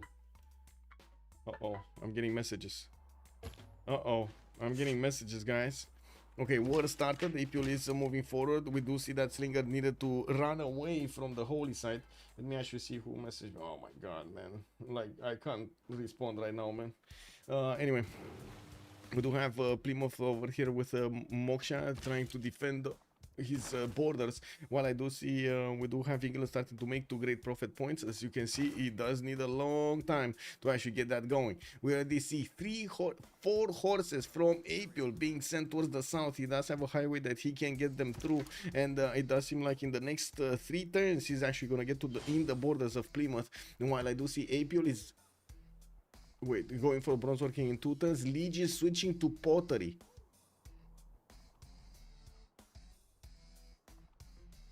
I'm confused. Let me put up a poll here. Yeah, I'm putting up a poll. I'm putting it on the screen right here so everybody gets to vote. Is Lege ignoring his opponent? Yes. No.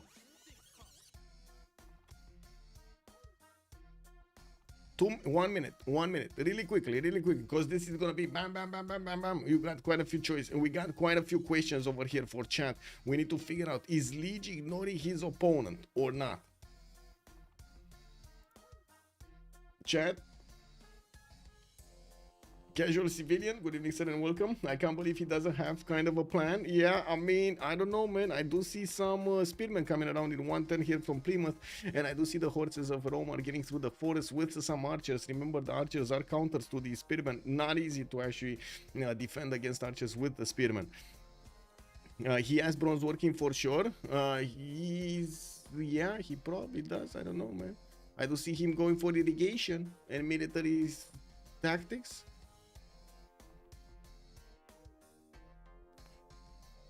Not military tactics, whatever it's called. Military tradition. Oh, you thought 1 means yes? I see. I mean, just click on yes or no. He's kind of ignoring his opponent. That's what stream chat is saying, and I gotta say, I'm kind of the same opinion. I want to believe, exactly right, Afif is saying over there. I can't believe he doesn't have kind of a plan. Yes, I want to believe he has a plan. I want to see if Lege actually has a plan for this. We do have him with the spearmen that are going to get out in time, and he does have a builder coming out from Manchester to actually get this job going, while Rome does need to start moving on closer to his opponent. We're going to need to see if he's going to get the position with his horses first or with his archers first. If he does actually move with the archers, he's going to get shot on return, and I don't think he's going to like that. Now, we do have Rome also getting those 2 horses in the borders of his opponent. Yeah, there we go. Archers started getting in. England immediately shooting back. Rome is going to need to be careful with that, or Apeul, sorry. Apeul is going to need to be careful with that archer. With Moksha establishing Achillea, we do have the first spearman coming around, and yeah, you do see Romrom, again. Apeul did lose one of his archers because he was not fast enough on the buttons. There is a possibility for him to move back and attack into that spearman, allowing the horse to get onto that tile, onto the horse tile in the last second of the turn. There is also a possibility for the scouts to start moving towards the south, although I gotta say these archers are gonna make quick work of low HP units like the scouts of Rome. Horses, definitely different beasts. Apeul is gonna open up his pottery here. He still did not put down an encampment, even though I'm pretty sure he got bronze working. We do have him with quite a few more builders available, and I am expecting him to get some legions, although I gotta say, the first encampment is placed from Achillea towards the southeast. He still prefers to get a lot more horses than anything else. We do have Tokugawa finishing up his commercials. We're 10:30. We're 1 turn away from seeing the goldenish points. And I do notice everybody did manage to get their era score. Japan is going to start getting his markets in his commercials to get up his trader count. And I do see Athena is just making rounds over here. What are you doing, Athena? Where have you been? Where have you been? Oh, well. It is what it is. Now, we do have... to take a look what's going on here also with Xpli starting to get a few archers out. I do see he has 2 more stringer that he needs to upgrade, and I also notice he's gonna get a 4th city out from and the 5th one from Mashad and Bakhtri. He didn't actually how to say, go against Australia here quickly, and we do need to see if they did manage to pick up some generals. No, they didn't. Actually, Australia is gonna get the first one, but it looks like he just finished his 2nd project and will recruit it. Now we do need to see if Persia is gonna manage to get the project out. It looks like he's just happily waiting so they can plan out this attack together with Romrom here to attack his opponent. Apeul and Apeul, wow. Apeul. It's gonna get going against England here with his archers attacking into the spearmen. He does have 2 possibilities to attack into that tile with the available 2-1 on the right side. More horses are coming down from the north, and I do see that Lege is gonna have a problem with his archers. They're behind his city over here, Plymouth, trying to stay on safety in a safe position, and I do notice Lege does have the opportunity to actually close that. There we go. Lege will close that with a chop. He does have a builder that allowed him to get a forest down, and there we go. Plymouth gonna try to get another builder, another archer going. There is a possibility for Lege to attack into the city of Plymouth. That city is not that strong enough at the moment, and I'm pretty sure with the archers he might actually get another tile in the north. If he does manage to take that one down, Plymouth might be taken over entirely. We do need to see what the next forces are gonna do, and I'm pretty sure they're gonna replace these scouts and the warrior on the front line. We do need to take a look at the era choices. Drums of War for Nader Shah with 11 science and 17 culture. We got him on 37 points of production, and I do notice Apeul is trying to get in, body slamming his opponent here, or at least as much as possible. Let's see. Okay, another spearman. Yeah, there we go. Archers are moving there. We do have, unfortunately for Apeul, counter attack here. Lege. Really? Athena!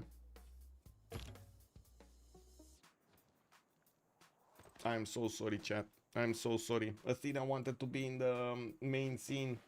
It is what it is. You're seeing me through her paws. I don't know what to say. Yeah, Athena doing Athena things. What can I say? Anyway, it does seem like Lege did manage to actually defend this. We do have him, yes, with the possibility to lose some of his spearmen to the archers of Rome. And I do notice, again, Rome we might actually have the opportunity to attack into Plymouth next turn with his horse. That city is still going to heal and not going to be that easy. We do need to see if these spearmen are actually going to hold the line here while the new horses are coming in. We might actually see a secondary attack go against Manchester. He will have enough units. Apeul will have enough units to deploy on all of this northern side. He will also slow down England as much as possible from getting his sim up, and that's important. Elizabeth I, 8 science and 26 culture on Romrom, 4th city coming around, and I do notice he's gonna get some more builders, plugging in Magnus in Bristol, while he did get the God of the Sea. He kept on punching above his weight over here against Australia, does have, unfortunately, a lot of damage on this boat and not enough experience. We do have Lege with 10 science and 24 culture. You've seen what Lege is doing here with Drums of War, Golden Age. He does have a decent amount of culture for this moment in time. While I do notice the archers of his opponent are gonna deal the damage against these spearmen. We do need to see if they will be successful in taking those tiles. There we go. We got a tile there. And another hit on the city of Plymouth, taking it down to half HP with archers. More archers coming in. I do see new horses also taking the position. Unfortunately, he can't do enough damage against this spearman with that many archers, but again, he does have the opportunity to attack into the city of Plymouth next turn with the horse tile, the tile he got from the holy site. We do have also dISTORIA, 13 science and 23 culture. Tokugawa here does have 5 cities and does have 22 gold a turn with 51 points of production, the most production per turn in the game. We do have another commercial from Takamatsu needing to finish in 3 turns, and I do see he is gonna finish his markets up for those extra trade routes. Still only has 1, and I'm pretty sure he's gonna work on the next one soon. We do have him, pen, brush, and voice. There we go. Apeul, 9 science and 17 culture. He did choose to go for drums of war for the extra strategics and the extra production for his units. While I do notice Lege actually just chopped one of his swordsmen. Wait a second. Oh, he moved his archer. Wait, what? No, the archer actually had. Oh, I see. Oh, this might be a problem actually. This might be a problem. Because I mean, I was expecting him to keep the swordsman inside of the city center to beef up that garrison defense, so it's not 27 when the horse attacks into it. It would have been a lot more, like 40 plus. Yeah, now it does seem like Lege will actually reposition that swordsman behind the city center, allowing the archer to do the early shots here. Well, let's actually see if next turn we're actually gonna have an attack from Apeul's horse into the city of Plymouth. Apeul does have his encampment coming around in 3 turns from Aquileia. At the moment, England did not put an encampment down, and we're going to need to see if he does manage to actually take down the city of Plymouth. With multiple horses also appearing here, he does have the ability to attack into these spearmen. Ooh, I see exposed swordsman. Let's actually see if these horses are going to go through the spearmen. Very tough units to handle, I gotta say. These are not easy units to handle. You can see how Rome is repositioning his archer so he can deal the maximum damage he can against these spearmen. We will need to see next turn if these will actually hold on to dear life. We do have Apeul also getting a second encampment from Rome, put down his government plaza, got Magnus in the capital for the extra chops, and even got his silk tile chopped there. He did go for open sky for the extra culture from his pastures, while Moksha did establish in Aquileia for that extra culture. Only 32 points of production versus Lege's 34. Doesn't seem like there's much of a difference between them. And I do have to say, Lege actually does have quite a bit of gold per turn. 14 gold per turn. He did manage to get quite a few of these coastal tiles improved, and even if he did spend quite a bit on his holy sites, he did not go that extra mile to get the shrines. Just put down those 2 holy sites and slowly waiting for his how to say, for his great prophet points. Gwawel, 23 science, 25 culture, getting his first street carnivals going, a 4th city coming around from Rio de Janeiro, and he did choose to go for Divine Spark as a pantheon. He does have quite a few quarries upgraded, and I do see Magnus establishing in the city of Belém. We do have him also with quite a few builders starting to chop here, and he does have only 2 archers defending the city of Sao Paulo from any kind of Japanese incursion. I do see Gwawel did go for pen, brush, and voice, and he does have also 44 points of production. As he recruited the first scientist, we gotta see if the next one is gonna be Einstein. Hypatia. It is not. Okay, so let's see what's going on here. Rome will need to punch his opponent here. We'll see which one of the spearmen is he gonna prioritize. This one? It looks like this one. He can't actually take it out, and this spearman doesn't have enough promotions. This might actually get enough promotions if he's getting shot 2 times. This one won't, and I do see this one on the west side has the same problem, does not have enough experience points. We do have another horse coming out on the west side that is gonna try to get around, maybe on the 2-1 over there. You do see England does have a new spearman chop from Manchester, and I gotta say he's gonna start to run out of chops quite quickly, and of course we're gonna need to see if this was worth it for Rome, of course, for Apeul. I'm pretty sure slowing down Lege is going to be important in the game. Tidube, 52 points of production. We got him on 4 cities. He did get the city of Marseille, grabbed that 3-4 tile and the 2-3 deer tile next to it. Gets horses to probably take out Armagh here, which did try to take out the city of Bordeaux earlier. He did also manage to get God of War and Plunder as a pantheon, and he's starting to acquire a significant amount of great merchant points. He's already on 8 great merchant points a turn. What are you doing here? Hey. Here. Sit and watch, okay? Sit and watch. There we go. She's like, I think Rome looks kind of screwed. Well, let's actually see if Rome is gonna get out of this. I think he will. I think he will. Okay, coming back to Tidube, we do have him on 52 points of production, getting his markets finished, commercials finished, horses coming around. The builder of Apeul is also getting back to his borders. This is the one he got from that city on the west. And again, Apeul does manage to carve a path in towards the city of Plymouth border. We do have the horses actually grabbing the tiles also towards the northeast. We're gonna need to see if the swordsman is actually gonna be taken out. We do have two archers that could shoot next turn, although I do believe he does need to focus down the spearmen also. Now they're not that close to whatever happens over here, and of course we do see Rome's units, the horses, won't be that strong to attack into the city of Plymouth and take it down entirely. With swordsman coming around next turn, the city's garrison defense is going to go a little bit higher, but he will also be forced to get that unit out of there of the camp. One of them, either the archer or the swordsman.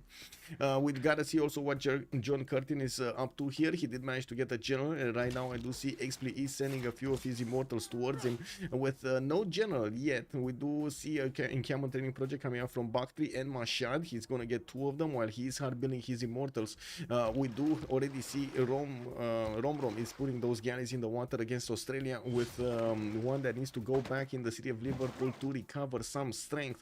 I would have expected actually to see a Waller's Throne here from Romrom, although Audience Chamber might be good. The extra production on his galleys would have been nice also. Now we do have the first classical units coming out from Mikado, and I do see him on 21 science and 26 culture, doing a little bit better than Xpli, and I do see him doing a lot better in the science than Romrom. With another city from Xpli being placed directly in the face of Australia, he's gonna get a very, very, very good city to attack into his opponent. While I do notice Australia is scrambling to get as many units, classical units out to defend himself, we're gonna need to see if he's gonna have the strength and the willpower. Okay, whoa! Lege did manage to upgrade that swordsman. Plymouth did get attacked, and I do see the horse of Apeul got pushed back. Lege wins this fight. He did manage to successfully defend against Rome, Apeul's attack. We do have Pingala establishing in Manchester. Moksha was establishing Plymouth for that extra culture. Magnus in the south, so he gets those extra points of production there from his chops. And I do see he has an army of builders that still can improve the tiles and keep chopping more builders. Guess what? Builders making builders. Gonna be hard for Brazil to stay off the coast. Yeah, very hard. Actually, right now he kind of ended. He doesn't have any more cities to settle. No, maybe this one on the 1-2, and that's it. He does need to get the cities on the coast, and it looks like he's actually starting to put them on the coast. This one is not going to get the harbor on the coast. Sao Paulo, not going to get the harbor on the coast. Rio de Janeiro, not going to get the harbor on the coast, and so on. Japan does have two cities on the coast, Fukuoka and Tokyo, which are going to be inside of his bay over there behind the oil tile. We're going to need to see if Brazil is actually going to get something done over here on the coast. You know, we do have also the Immortals starting to get closer to Australia's units. Now, I do notice that Settler is going to be placed down from the north. Doesn't look like Romrom is doing that much against Australia's galleys, and yes, he's trying to get some of his campuses down, so he starts to grab those science points. He's only on 9 science a turn, with Pingala establishing in Liverpool, so he gets a few more points from that. Well, taking a look at the city-states, we do have to see Hattusa, Anshan, Nalanda, and Mitla are going to be available for them for the science. We do have Mexico City as the industrial city-state in the game. Yerevan, Armagh will be providing some religious bonuses. I do see Vilnius with Ayutthaya will be providing some culture bonuses. And Gazargamo, military. And yes, we do have Mogadishu with Hansa for the trade bonuses.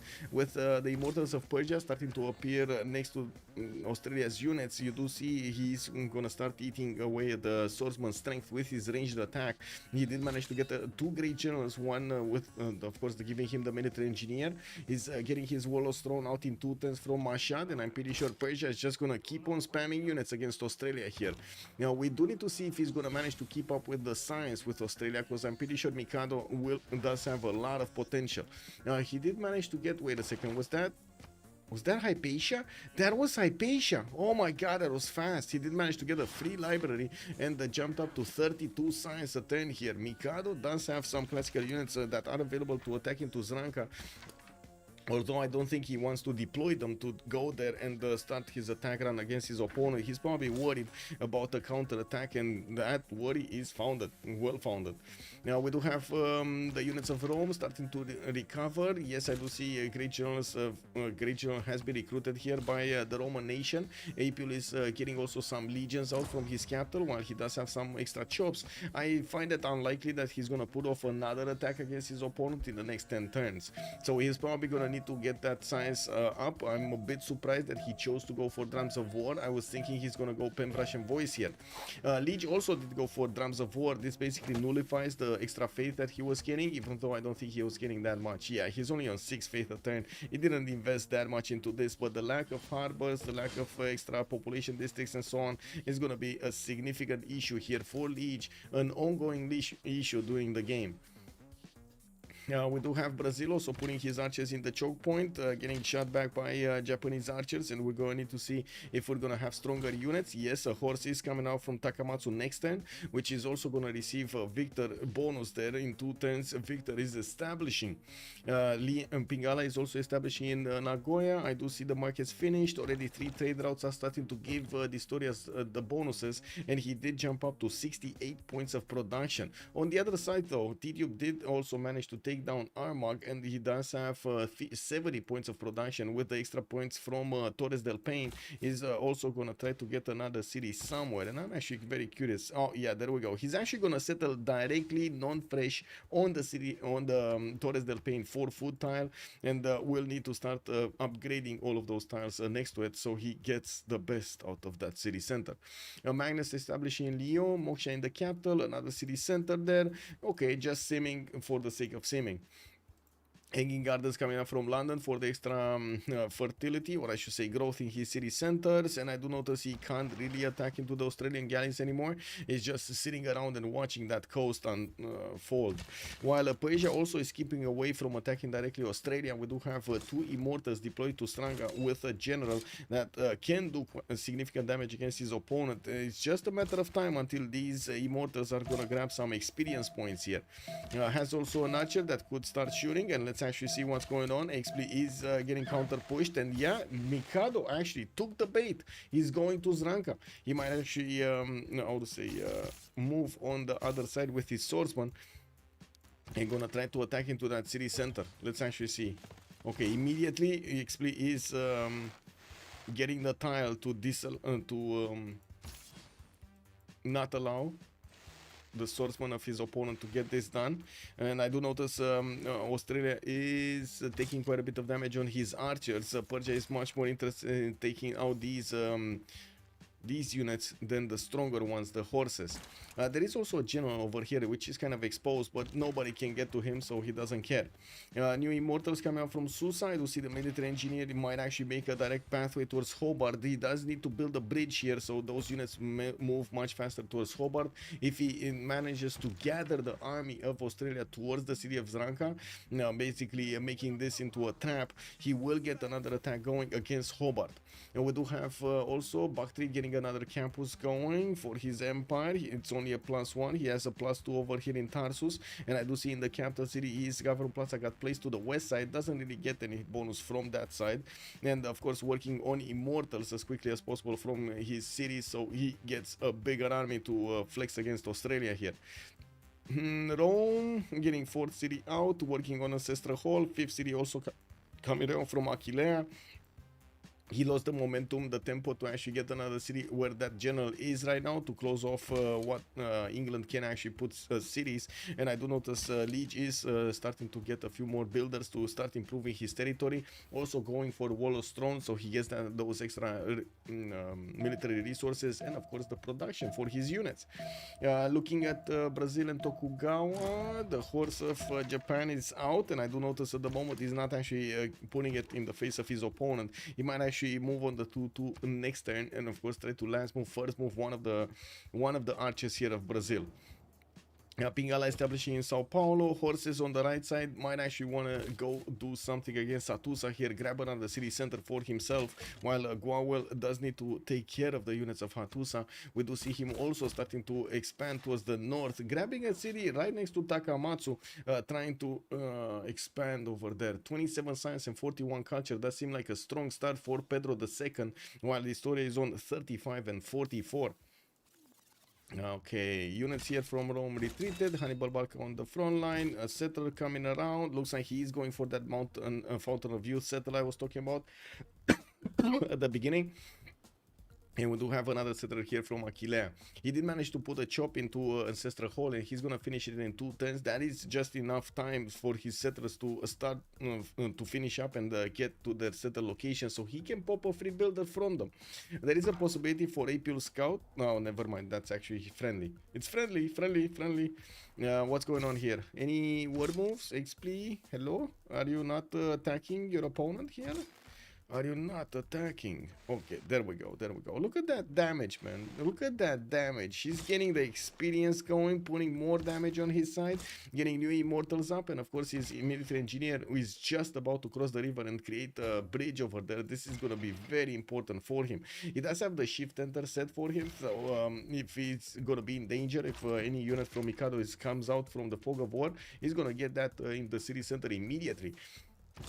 And I think the Immortals are actually going to start moving towards the south here of Susa, so he can get into the Hobart's borders. So let's actually see. Yeah, there we go. One moved, another one coming out from Shah. There's a builder also getting out from Susa, and I do see he forgot about the military engineer. He actually forgot to move it. It is what it is, you know. Like if you do have a waypoint set, it's not going to appear on the right side when you're clicking through units. So yeah. Wait, what is he doing here? He's putting it here. Oh wow, okay. Well, why not across the river? Anyway, new Royal Navy dockyards coming out from Romrom. We do have him on 22 science and 32 culture, starting to get that extra science that he needs. He's gonna need to go to cartography as quickly as possible and get enough gold in the meantime. Hanging Gardens finishing up in London next turn. He does have builders and a library from Liverpool, going for Stonehenge from Bristol, so he can actually get religion here. While I do notice Magnus is available for him, I'm not that convinced he does have bronze working. If he did move on one of these rainforest tiles, that would require bronze working if he actually wants to chop it for that Stonehenge. If not, he needs to move and find another target. We do have Persia also still available to attack into Australia's units. I'm expecting him to start moving his archer line a bit forward, so he can start to train to converge all of his shots onto one single unit. Lege is the bestest, yes. Also, this swordsman gonna wreak havoc. Gonna be yes. They might be planning to triple team Australia. Pranavashan, good evening, sir, and welcome. Yeah, I think they are planning to triple team Australia at some point, or at least a double team. I'm pretty sure it's double team. Like Romrom with Xpli is are gonna be the ones that are gonna deal with Mikado here. One on the navy, one on the land. Xpli, the only thing that Xpli needs to do is keep on attacking into Australia and try to get a few more cities out, maybe another one, and that's about it. I think another city, or even not, like he doesn't even need to settle another city here. He's gonna be fine on 4. Getting his barracks, also immortals, moving towards the south. I do see he actually did not get to move his immortal from the capital city. Lost a movement point over there, or I should say the movement for a turn. No counterattack yet from England into Apeul's archer line that is defending the city of Aquilea forward. I do see Lege is starting to get his Royal Navy dockyards up, and he is commissioning the lighthouses in his cities. He did also get a religion that's gonna be Defender of the Faith with choral music for the extra culture that he's gonna get from the shrines. I gotta point out he didn't build a single shrine, so he's not getting the faith or that culture going. He's getting another wave of builders. We might be talking about soon feudalism builders on some of them, like Lege, for example. Next turn he's gonna finish feudalism, and I'm pretty sure he does need to switch the production in Sheffield. That's exactly what he's doing, in switching to a Royal Navy dockyard there, so he doesn't finish that nice and juicy builder that requires the +2 card on it, right? He's asking for it. Military engineer making a road for Japan to bring the samurais. That's a good question. That's a good question. I am still very surprised about Xpli's choice to go there, but it is what it is. We do have Xpli also starting to move across the river towards the east of Zranka. He would need to put a few more immortals over here if he actually wants to punch through the defenses of Australia. But to be honest, Australia was very, very defensive. He's only on 40 production, 32 science, and 26 culture, while Xpli did manage to jump up to 58 points of production. So is Romrom on 50, and that's a lot of military that he needs to upkeep here. And you do see he's on -2 gold a turn. Tidube is making 37, but he still has quite a bit to get going. And I do notice Apeul is also on 22, but again, quite a bit of a problem, right? He still needs to start pulling down his city centers here. And we did have some commercials getting pillaged. Looks like there was a flood here in the city of Bordeaux, hitting that city center as well as the districts in the capital of Paris. We didn't have a specializing building of choice in the Gavron Plaza. While I do see that capital is 7 pop, he did get a commercial, a campus, and the Gavron Plaza from it.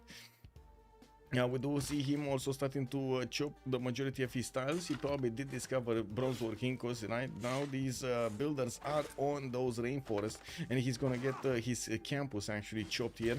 One turn away from finishing a +3 campus in the city of Marseille. Tidube is gonna jump up significantly in the science in the next part of the game.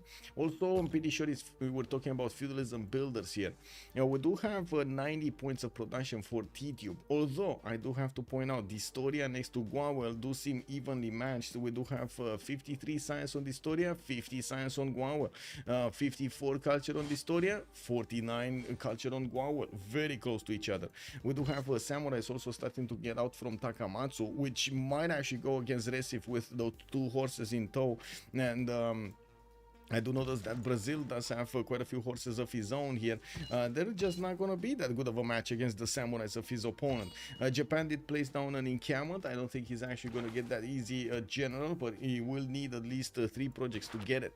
And we do have Oracle also getting built from Nagoya, or maybe getting chopped, because there is a builder here with 5 charges and 2 forests, and one of these stone tiles to chop and improve. Fukuoka also another builder. I would imagine he's going to place down a campus somewhere from that city center, or is he going to be talking about something else? Oh well.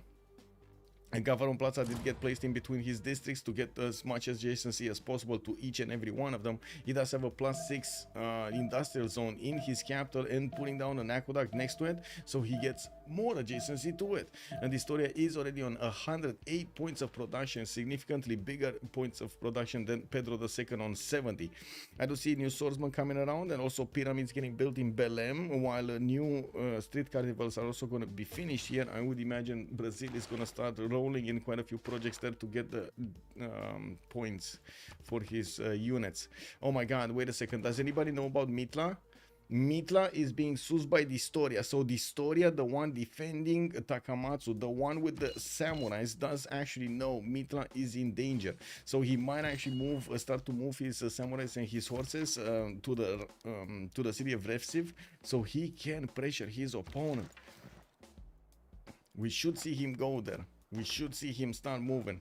Well, anyway, let's see. No more movement here. England did actually manage to put up a defense in the north of his territory. He does have another, at least 1 city slot that he can place to the west of Manchester, and he's on 5 cities right now, getting his Royal Navy dockyards built with those lighthouses in them for the extra trade routes. Lege is on 22 science and 32 culture. Okay, a little bit higher than Rome, but still not that much higher. Now we do need to see when Rome is gonna get his next cities out, next settlers out and about, especially with Ancestral Hall, if he is gonna manage to recover here. Looking at Australia's border, nothing much happening. We do have Xpli managing to upgrade some of his immortals, and finally he did get the bridge. Now this is a problem. We do have a battery ram coming up from Susa, Trung Track as a general there. That's also, I would say, another immortal coming up from Bakri, where he does have a few more chops to use. I'm actually quite curious if 3 immortals are gonna actually do the job over here against Hobart. He does need to be careful when he's gonna reveal them to his opponent, so he doesn't give Mikado here the time to reposition his units and defend the city of Hobart. We do already see some crossbows available for Mikado to use, one upgraded in the encampment, and of course that will also give the fortification strength, how to say, the strength of the wall attack, crossbowman damage. Okay, battery RAM actually got slowed down. Okay, we do have Bactri getting that immortal. Mashar gonna get another builder from Tarsus, which was just placed, upgrading his forces in there. While Romrom in the north will need to go for his cartography. We do have him discovering mathematics in one turn, and I gotta say that is one technology that Mikado will probably not get in time. Couldn't see in one turn here from Mikado. I do see Themistocles is a great admiral being recruited, and I do notice England, Elizabeth is on 4 points a turn, while Australia has a total of 0 points in the Great Admiral screen. He's making some scientist points though. Yeah, at least this.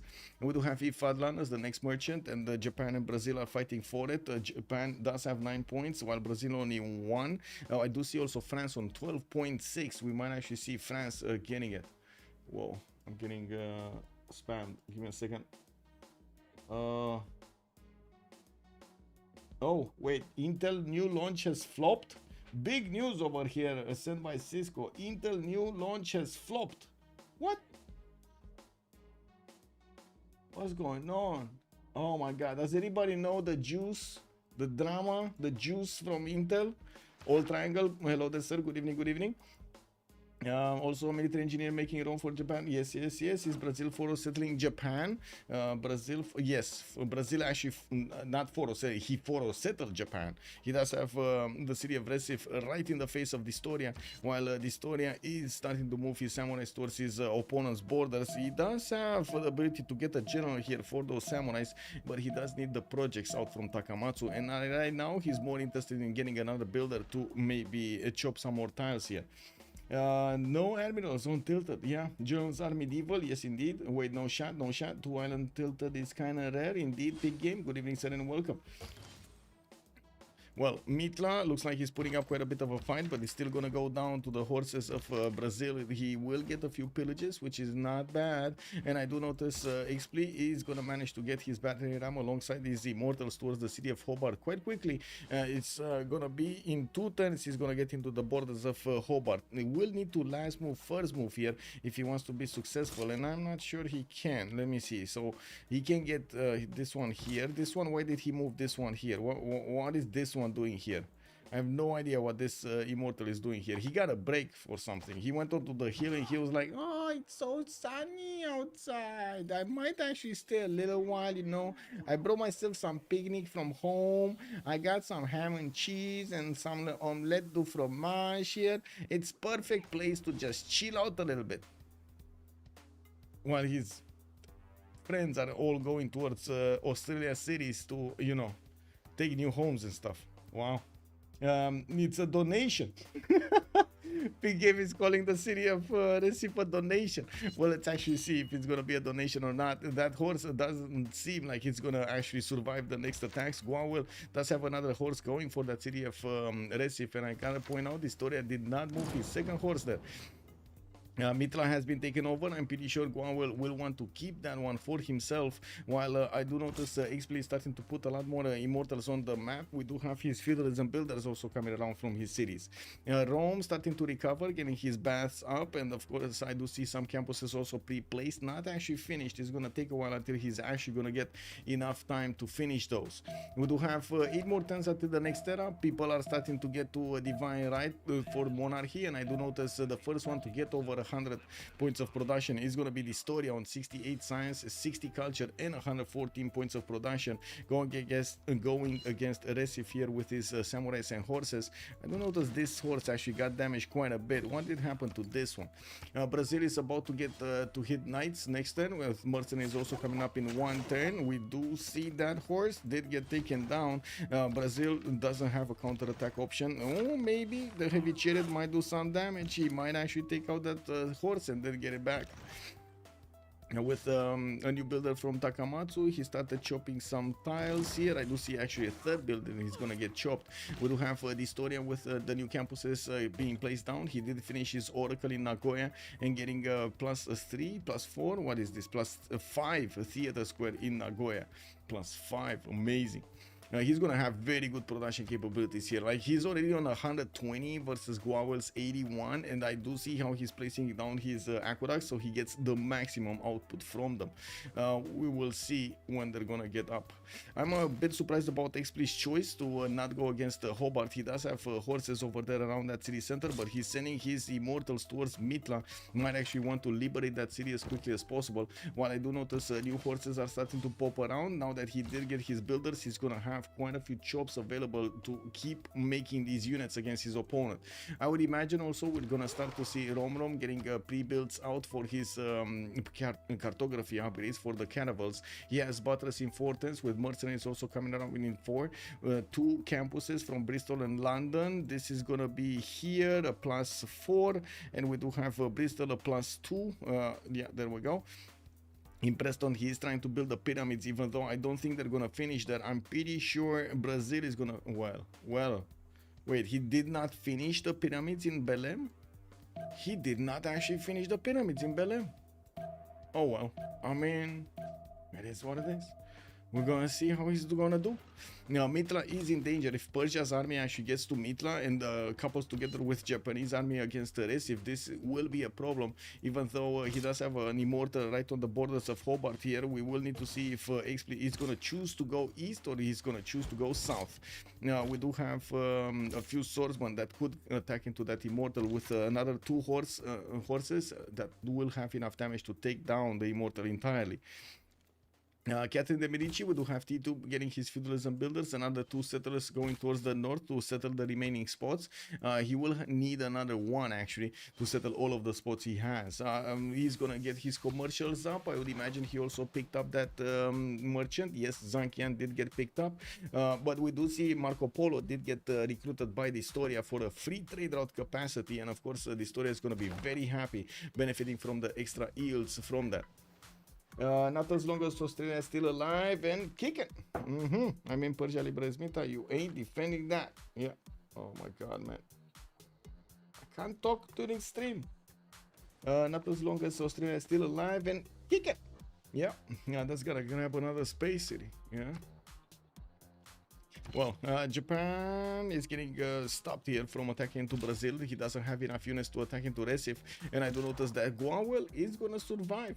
Guess what? Another city survived over here from Brazil. We do have also, by the looks of it, the army of Lege just sitting around Manchester and Plymouth. He's gonna finish his Wall of Throne in 1. And I do notice Apeul did put a city on the coast on the east. We do have Tidube sending a settler here. Where is he sending this one? Where is this one going? Here somewhere? Like, why is he going there? Why is he not going here somewhere? Anyway, it is what it is. You know, we do have the builders coming around. Amboise only 3 pop. He will need to upgrade those tiles. He does have some horses. He does have some stone tiles there. And I would have imagined he might actually want to get some farms going around this. This would be nice with the, how to say, the watermill bonus. Even though it's not plains, doesn't have an extra production point. It is what it is. We do see also Apeul on 26 science and 31 culture, while Lege is on 23 and 39. They're competitive in the production queues, or in the production capabilities. dISTORIA, though, it just keeps on getting more. We do have him on 129 points of production, and I do see he's starting to 3-turn campuses with 74 science and 65 culture. He should have a lot more than Brazil in the long term.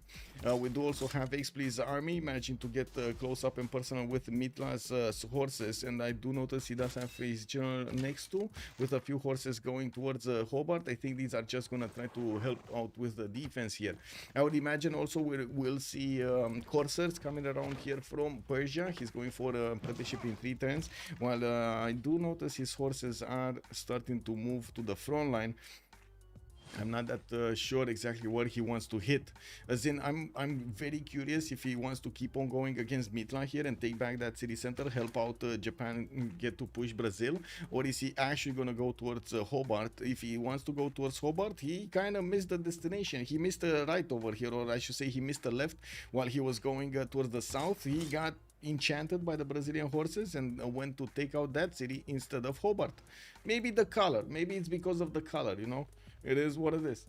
No river, no watermill. Wait, they changed that, Halosar. They actually changed that. You can put the watermill wherever. Yeah, that's big. That is big.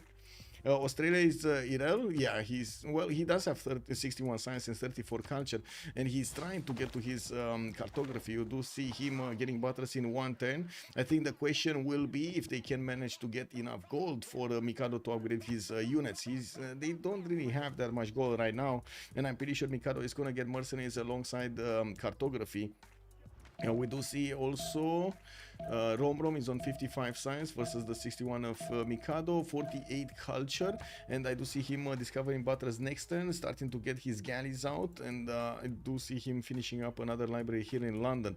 Only has 2-4 galleys right now. This is not enough for one of the cartography army, I would say navies. One thing that I do have to point out, Romrom is gonna have the ability to start recruiting some admirals, and I do see he has 2 of them, Artemisia and Themistocles. We're probably gonna see him recruit a few more, and especially wants to get the ones that give him bonuses towards Renaissance units, so he gets the extra +5 and the extra movement point on his on his boats. Wow, I was just having fun today with this in the what was it, Civ7 feedback channel. Daniel actually mentioned at some point that, you know, you get into the situation in which your units are being sacrificed by the elements in the game. Look at this, Habub appears. We were actually talking about Habub. Habub appears. 2 support units and a scout, though, not that bad. Wait, what? He can't make more. All his units he has is all he will ever have. You're talking about these boats on the water. I mean, I do see more galleys coming around. What happens when a ram gets damaged? It can't fight anyone unless aircraft. Hello there, Keko Beaver. Nothing happens, actually. Nothing happens. On the military engineer or the battery ram, nothing happens. They don't get lower quality, basically. Let's see here what's going on. Just a wall of units, watching a wall of units. Multiple builders coming around. Temenaki finishing up in the city of Bordeaux, and I do see a few of these chateaus are starting to be placed. We are 4 turns away from the next era, and I do see Xpli is on 35 out of 40 points for Dark Age, KW.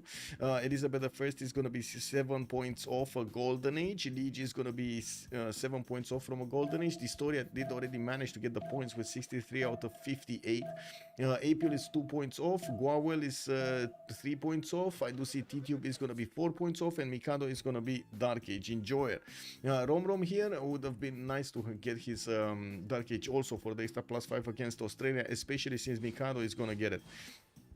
Oh my god, Habubo almost took out that military engineer.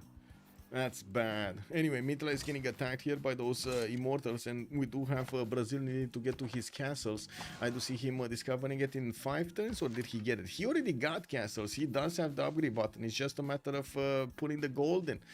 We do have industrial zone logistics from dISTORIA to try to get Imhotep quickly, while Brazil also has that opportunity. I do see he's getting his carnivals, you know, trademark projects over here for Brazil to get as many points as possible from quite a few of those great people.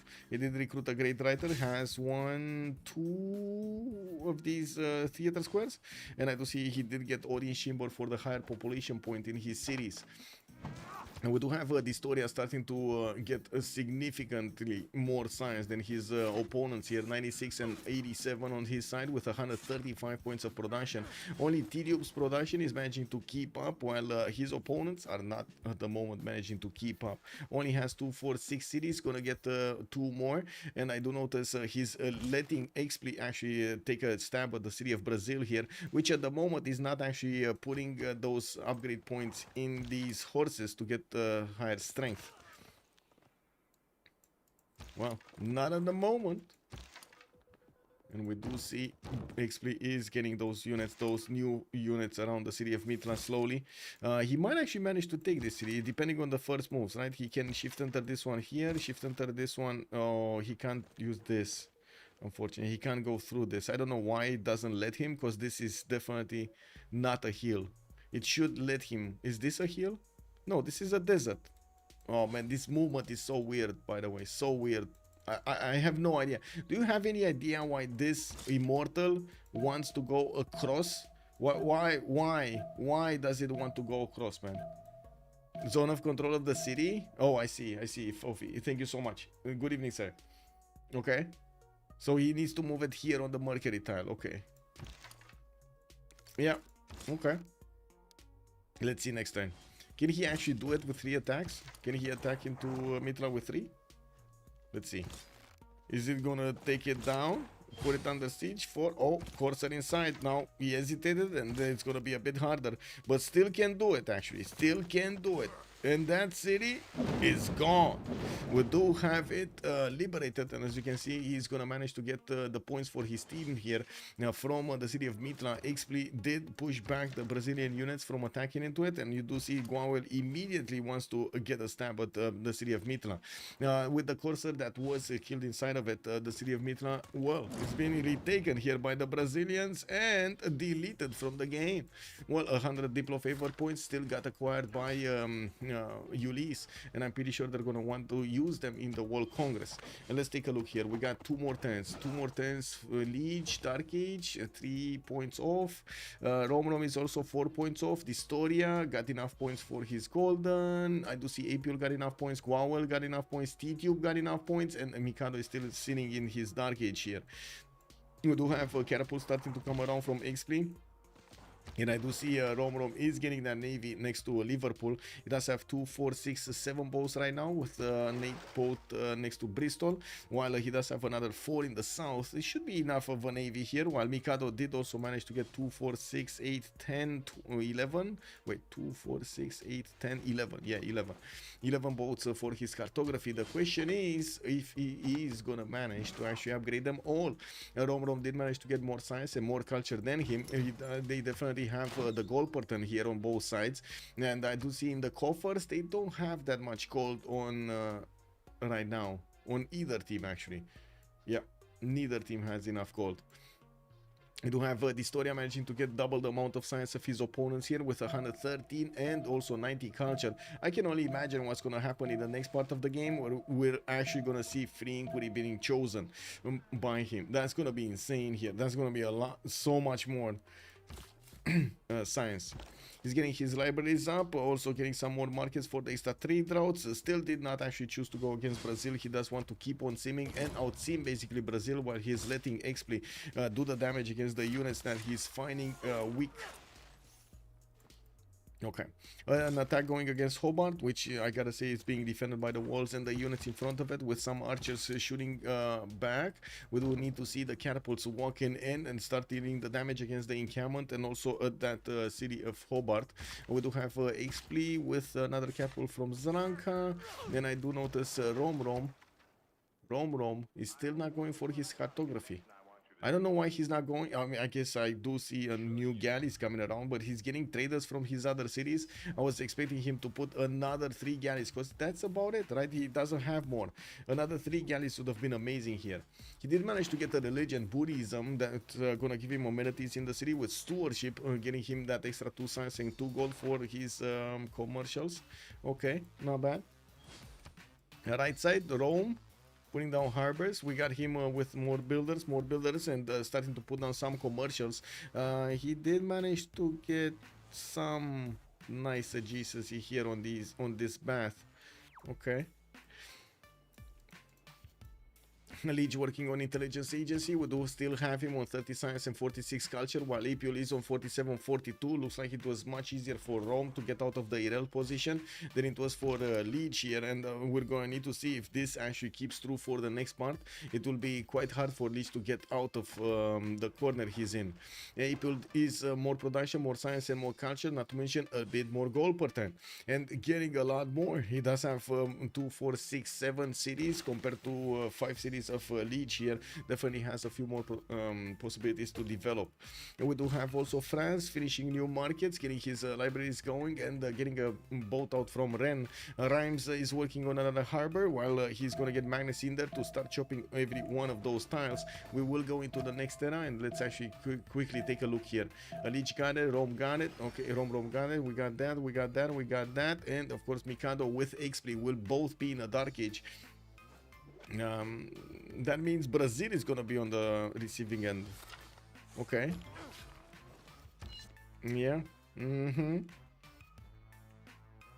Man, oh man. DISTORIA 119, entering this era by the way with 119 points of science and 59 culture points. Wow. Whoa. We do have entertainment complex. I do see Imhotep did get placed by, oh my god, you know that's gonna be, you know what that's gonna be, right? That is gonna be Colosseum. I didn't see anybody preparing for Colosseum. Do we have Brazil? No. Brazil could have done it. No. Rome is not doing it. We don't have actually Tidube doing it, and I did hear quite a few upgrades. I'm actually curious who is upgrading what. Not here. Boats? Are we talking boats? No. Oh, we are talking boats, from Australia boats. And I do see England is seeing this happening. He's going to need to switch back as quickly as possible to his cartography. He's 3 turns away. That's an eternity. You know, like, oh my god, his boats actually might die here. Like, he has quite a few boats that are going to get one shot by his opponent. He also needs to secure his general, his admiral. He does have quite a few points, and I don't see him actually recruiting it. The last one recruited was actually Ahano the Navigator, while the next one is going to be Rajendra Kola or Rahendra Kola. We do have him, or is it Rajendra, or is it with an H or a J? Does anybody know? Is it Rahendra Kola or Rajendra Kola? I mean, Tokugawa can contribute gold to the boat fight. No. Also to seeming away, gotta always ban Tokugawa. Orpheus, bonsoir monsieur, bienvenue. Tsidox, this is Stitch and the end of Australia. Pranavashen, thank you so much. It's okay, so it is Rajendra Kola. Okay. We do have the harbor shipping projects coming up from Australia. He's also trying to get one of these admirals. England will need to get projects if he actually wants to grab one. He's 7 points a turn. Don't get me. Oh, actually, wait a second. Did we watch the correct England? Yes. He's 6 points a turn. Yeah. It's the red with blue and not the blue with red. Okay. Okay, we're gonna have a pause here really quickly, and then we're gonna take a look at the Golden Age. Great Prophet. Let's go for Faith.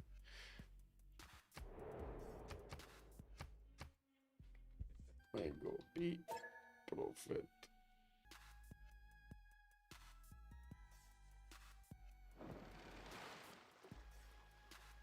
Okay, let's see what happened here.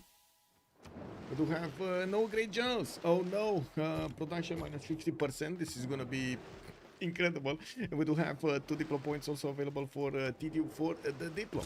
And I do notice Australia is starting to move towards England. England does have an external cartography, and he's gonna need to upgrade. I do hope he actually plugged in the half coast card. He does have professional army. Very good. Let's actually take a look at their golden ages here. Dark Age for Nader Shah, moving in towards the city of Hobart with multiple units, and also getting catapults to start attacking to his opponent, retreating the ones, or he should be retreating the ones from attacking Brazil. At the moment, Japan doesn't seem like he's interested in warfare. We'll see when we get to dISTORIA here. Xpli is on 30 science and 43 culture, next to Mikado's 59 and 24, both of them in the Dark Age. I'm pretty sure they're going to use the Dark Age card to attack into their opponents here. I don't see it though. I don't see it yet plugged in. Romrom, 82 science with 61 culture. Elizabeth the First, Pembrose Voice Golden Age, getting harbor shipping, 2 harbor shipping projects, and I do see Gaius Duilius is available for him to get the core ability, while Artemisia is being sent on the front line. Well, makes sense. You've seen what happened in the 300 with Artemisia. Isaac Newton is the next scientist. We do have Rajendra Chola here also available, but they do need projects to recruit it. We do have also Lege with a 46 science and 49 culture in a free inquiry golden age. He does manage to squeeze out a few more science points from his harbors, while I do notice he's next to Apeul's 51 and 59. It's still Trajan that has a bit of an edge here. And we do have also Lege with 84 points of production versus Rom's 94. dISTORIA 145 science and 67 culture. We got him on 172 points of production, significantly bigger than everybody else, including Tidube, the free simmer from Arcanes. We do have also Apeul managing to get his pen brush and voice golden age. Okay. Gwawel, pen brush and voice golden age, 84 science and 73 culture. He does have multiple campus research projects coming around for Newton. He does want to get this one away from his opponents here. Well, let's see if we're gonna have Japan starting to make a few projects to also get him on his side. He does have Takamatsu available to get some projects out. Although I do have to say, I think it's not gonna be enough with so many. Oh, wait a second, that's 300 points. That's 300 points. That's gonna be expensive. Anyway, we do have Tidube, 80 science and 102 culture in a pen brush and voice golden age. He does need to get his universities out as quickly as possible, and I do see him actually starting to get boats out from Ren and Rhymes. We might actually see him making a fleet so he can actually take on the English fleet. We do have already a few attacks from Australia into the boats of England and put a few down to the bottom of the seas, while Romrom does need gold and the space from his teammates to actually get this done. He did manage to receive the gold. It's just a matter of clicking buttons so he can upgrade his upcoming units, his next caravels. We do have also Mikado, Dark Age, 59 science, 24 culture, getting attacked multiple sides. It looks like he's getting wrapped around in the city of Hobart, while in the north he's trying to take the fight to Romrom. We do see Romrom upgrading his caravels and will have enough strength to attack into these Australian boats. Neither of them do have a general, and I do see Lege is asking for a pause for PP. Saps, bună seara domnule, bine ai venit. Also, ban admirals have production easy. Yeah, wargaming it is. Okay, so we're gonna have a pause here. I'm gonna put it for 5 minutes. Let me see. Let me put it up on the screen. There we go. Okay, well, good time as any to actually stretch my legs while we're gonna take a look here what England will do against Australia, or how they're gonna plan this out. I think I need more coffee.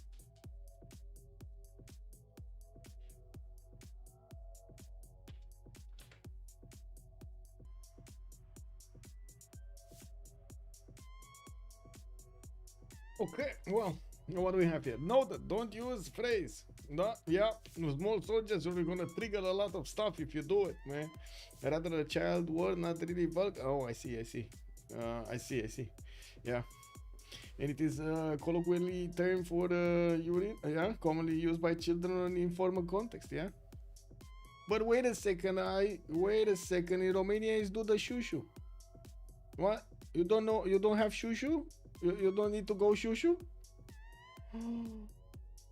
Oh my god, you don't know about the shushu. Yeah, it is what it is, man. Everybody with his own phrase, what can I say? Yeah, we got traders here from Manchester. I do see he's getting that intelligence agency in 3 times from Lege. And maybe in the meantime, guys, show me the memes. Show me the memes here. Do we have, let me see, can we get some memes going? What is it, 9gag, no? Oh my god, maybe we get into some bad ones. Give me a second. I need to take a look.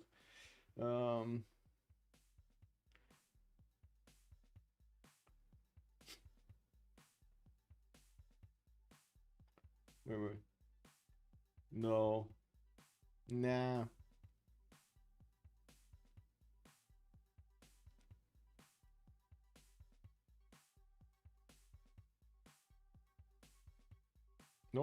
No, Nader. And Sasu recap. Whoa. I mean, from the beginning, we did have Rome attacking into Lege. He did manage to get that horse attack going, but Plymouth did defend. Lege was quite masterful over here to defend with only spearmen and archers. He did manage to get at some point a swordsman, but it was quite late.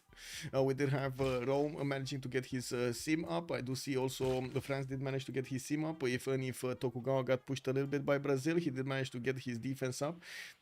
And now he should be able to withstand this defense, no problem. He's getting also the Colosseum in the city of Fukuoka.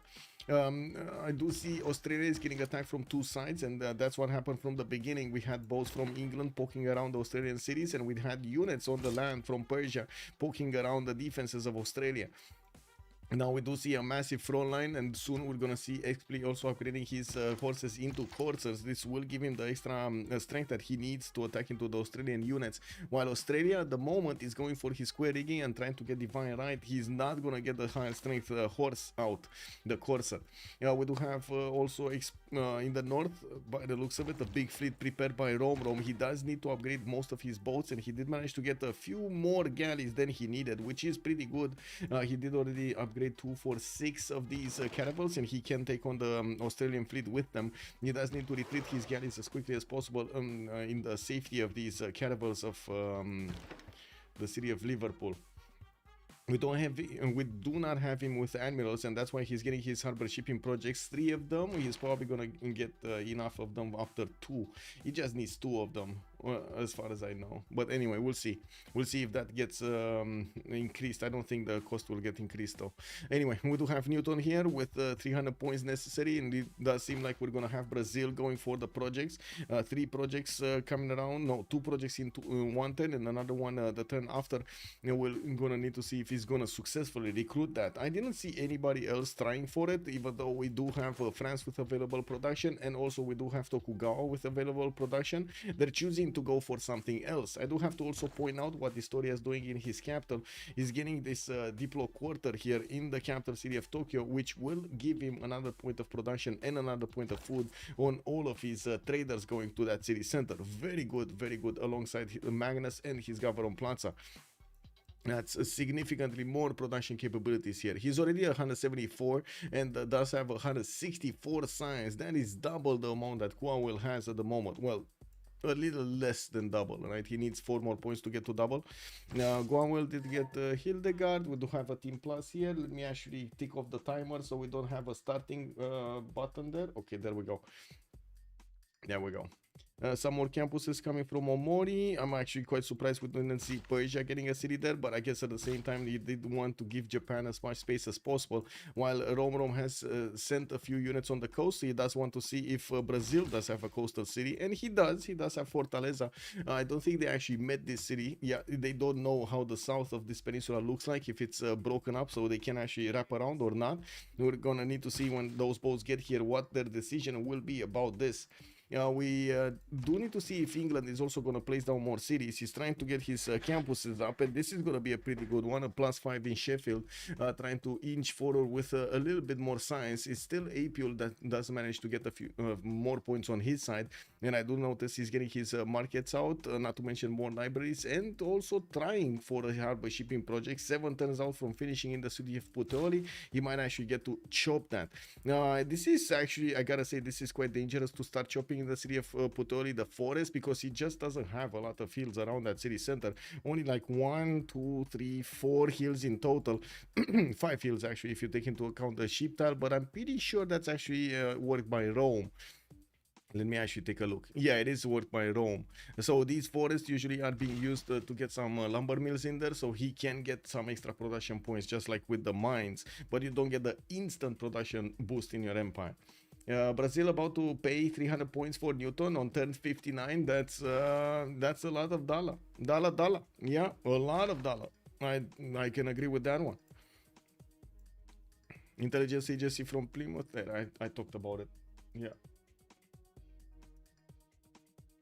Also, GR, good evening, sir, on YouTube. Time for the pokey.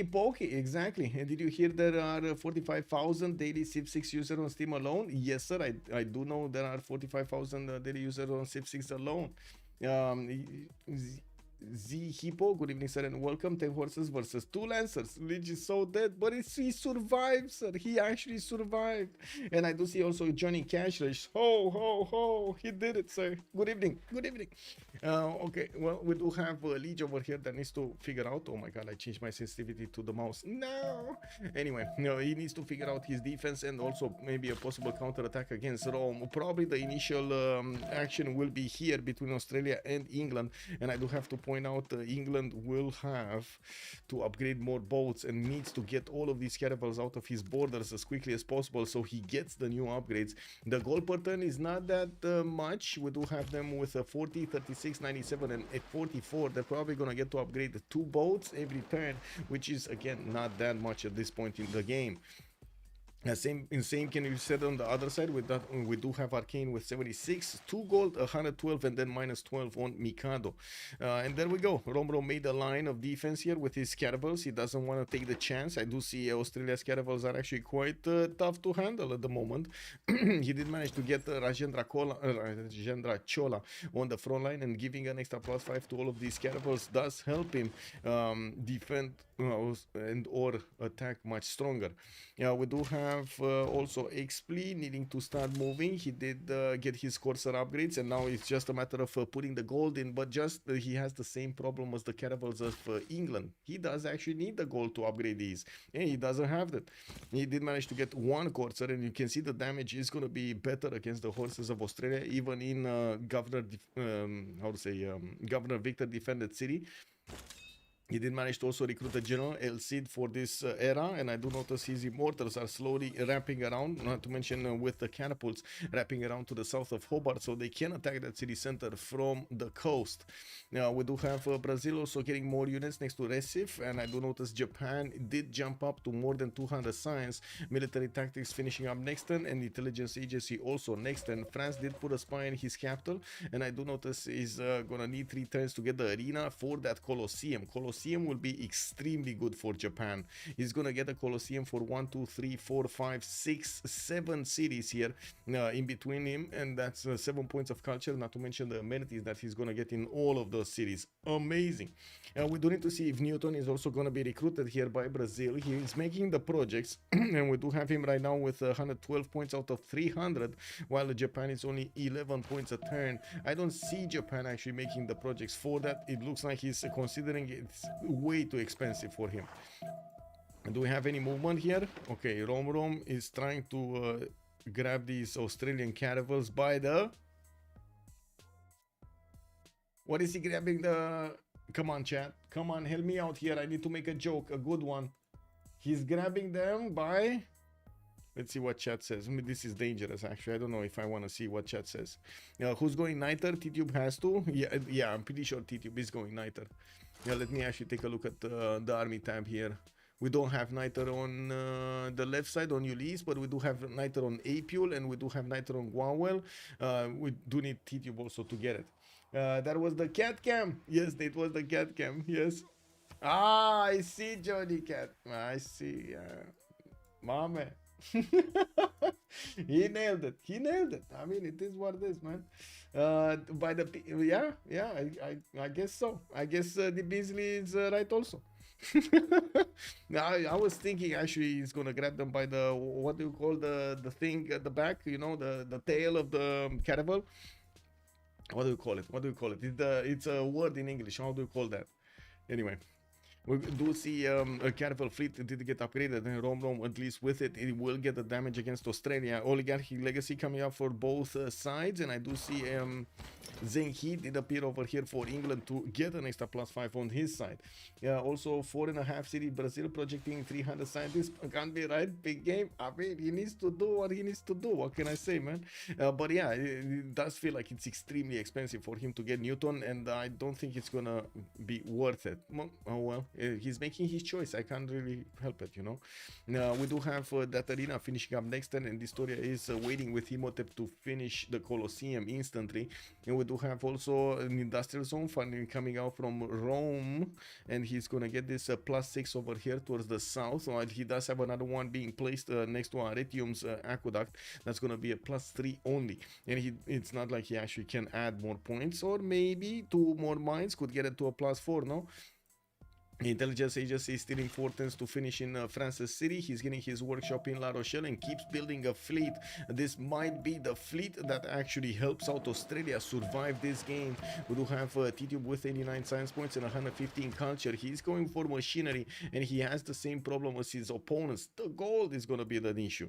I do have to say Romrom here is trying to fend off attacks and he doesn't have actually caravels with promotions. He has 2 of them very low HP and he does need to somehow replace them with full strength units. Has one in the north, lost the one in the south. It is what it is. You needed to make sacrifices. The one in the south might actually be taken out with 2 shots. It really depends on what's going to happen here. Can he take out this boat? No. But he can take out this boat though. Not anymore. It moved off. It got zone of control, then moved off. Kick W. Anyway, some horses in the water, it is what it is, and I do notice his damage is doing well, not bad. It's just a matter of getting those units upgraded, and of course he does have one single unit possibility upgrade per turn. While Xpli is starting to get close to Hobart's defenses, we do see the catapults still not benefiting from the general extra movement. He does need to move at 1 tile to the south. He does have this one that will need an next turn to move, and I would imagine he's going to need to change it with the military engineer position, change the general position to the military engineer so he gets the bonus points. The coursers are actually deployed towards the south. Okay, he did actually send a few units towards Brazil to keep this army in check while he leaves dISTORIA to get his science and the culture up. You do see the massive difference between the science of dISTORIA and literally everybody else in the game. 240 science Tokugawa, 85 culture Tokugawa. Whoa, 211 points of production while everybody else is swimming in 100 plus. We got some boats also coming around here from Fukuoka and Tokyo. We do see he's getting some more trade routes and of course building up his industrial zone count. That's going to be another +7 that he's getting in Nagoya. While he's building up of course his workshops, he did finish the Colosseum, giving himself a wave of happiness in his cities. +3, +6 in quite a few of them. Okay, actually +3 in the majority of them with a +6 in Fukuoka. And I think we need to take a look at this, how things are evolving here. These immortals did spend their movement points to cross the board and to cross the river there, and we do have a new courser from Susa. Let's see, more upgrades. Yeah, okay, he's starting to attack back. Let's see, actually see if Romrom is gonna get out of this situation alive and intact. With a few more galleys getting the upgrades into caravels, we do see him also starting to get sea dogs out of his cities. This is gonna be a unit that Australia is not gonna be easily have. First of all, that's a unique unit of England. It's a privateer and it can capture units from his opponents. And I do notice on the other side, Mikado is trying to get to square rigging to get his own frigates out. Those will still be a bit later than the sea dogs are gonna get onto the front line. With the sea dogs, he can pressure Australia much easier. He can do the damage from afar and take down the damage of the caravels before he actually attacks with his own caravels, so he doesn't take a lot of damage in return, right? You don't want to balance that as much as you can. England does notice there's no defensive unit in Lugdunum. We do have actually Apeul just trying to sim up as much as possible with 65 science, 71 culture. Lege is on 64 science and 53 culture. They're keeping up next to each other quite nicely in the science points, but you do see the production is much better on Apeul, 147 versus Lege's 92. Is that going to matter in the long term? I think it will, but we do have to wait and see. We do have a wave of more campuses coming around from Tidube. He's getting that maneuver here. He's getting his caravels next to Ren, and I do notice in the tech side he's going for his education in 2 turns and does have more chops available in the city of Reims to get with Governor Magnus those galleys pre-builds. The gold is going to be an issue, but he does have a decent amount of gold per turn. He has been putting as much gold as he can on Australia, and of course Australia is still going to require quite a bit of gold to get his frigates up, to get safety settler. He's actually getting out of there, boys. he's actually gonna get out of there. He's gonna get on the continent of France and will definitely get out of there. I do see another religion has been established in France's territory. He did get Jesuit education with itinerant preachers. The moment he didn't actually get to buy out any missionaries to send them to spread his religion anywhere else. Armagh does have a holy site. Yes, he does have a holy site here, a +1. He's not getting that much faith, but he does have 15 faith at 10 with 325 in the bank. He could actually start spreading that around so he can get the faith working on his newly built campuses, right? You do want to get that. If he does convert his capital, the capitals with the population and Moksha will allow him to actually convert all of the other cities a lot faster, like significantly faster. Okay, let's see what's going on here, because this is where the moves are gonna be done, right? Now, I think one caravel did get bopped. Oh no, Australia did actually get to move it out of the way and promote it. This was the caravel that was here in the corner, and I do notice Romrom still doesn't have the opportunity to attack yet. The Sea Dogs coming around. Oh, 7. Okay, he's gonna start bonking. He's gonna start bonking, and I do think he actually needs to take it from the north there, because he has a lot more boats that he can maneuver around the boats of Australia and start hitting them. Let's actually see what he's gonna do here. One quadrim, a few more galleys to upgrade. Gold, he does have gold. He does have some gold. Yeah, I mean, that's another 3 boats that can be promoted, the 3 galleys that can get the caravel upgrades, and yeah, that's going to be a good enough navy. He's bringing them back, and he's making space for those Sea Dogs to actually take the position to start attacking into the Australian caravels. Does Tidube have oligarchy? Both of them. Wait, Tidube, wait a second, I don't know if Tidube has it. Give me a second. Tidube, Republican legacy. He doesn't have oligarchy legacy. He has Republican legacy. So his boats are not going to be as strong. They're going to have a lack of 4. And also he doesn't have the harbors out, so he doesn't have an admiral. He's only going to have the intel on his opponent's movements, basically. Yeah, it's less of a swing. Yeah, it is. But still, it's another navy that England is going to need to defend against. And of course, Mikado here did quite nice to get his pre-builds for the frigates. If he does manage to get the goal from his teammates and the Nader, he's going to have a strong fleet here. In the south, we might actually see Brazil getting... Oh, look at that. Brazil is trying to sneak out some quadrims. Maybe he does manage to get 1 or 2 of those Minas Gerais. He does have 81 culture points and getting alignment in 2. And of course, we do see him getting closer as he can to that nationalism. While I do see dISTORIA is getting also his cartography, he only managed to get a few galleys out. This should be enough if he upgrades them into caravels to go and keep Fortaleza from getting out some of those boats, some of the strong boats. I do see Xpli is actually going against Brazil here with his general against his opponent. He does have strong units like these coursers to attack into the knights of his opponent. Brazil still has the bigger stick though. We do have Hobart also about to be attacked. I do have to say Xpli is getting the majority of his army actually positioned towards Brazil and not actually positioned to attack into Hobart. Yes, you do see them moving next to Hobart, but you don't see them actually wrapping around that city center and starting to attack it.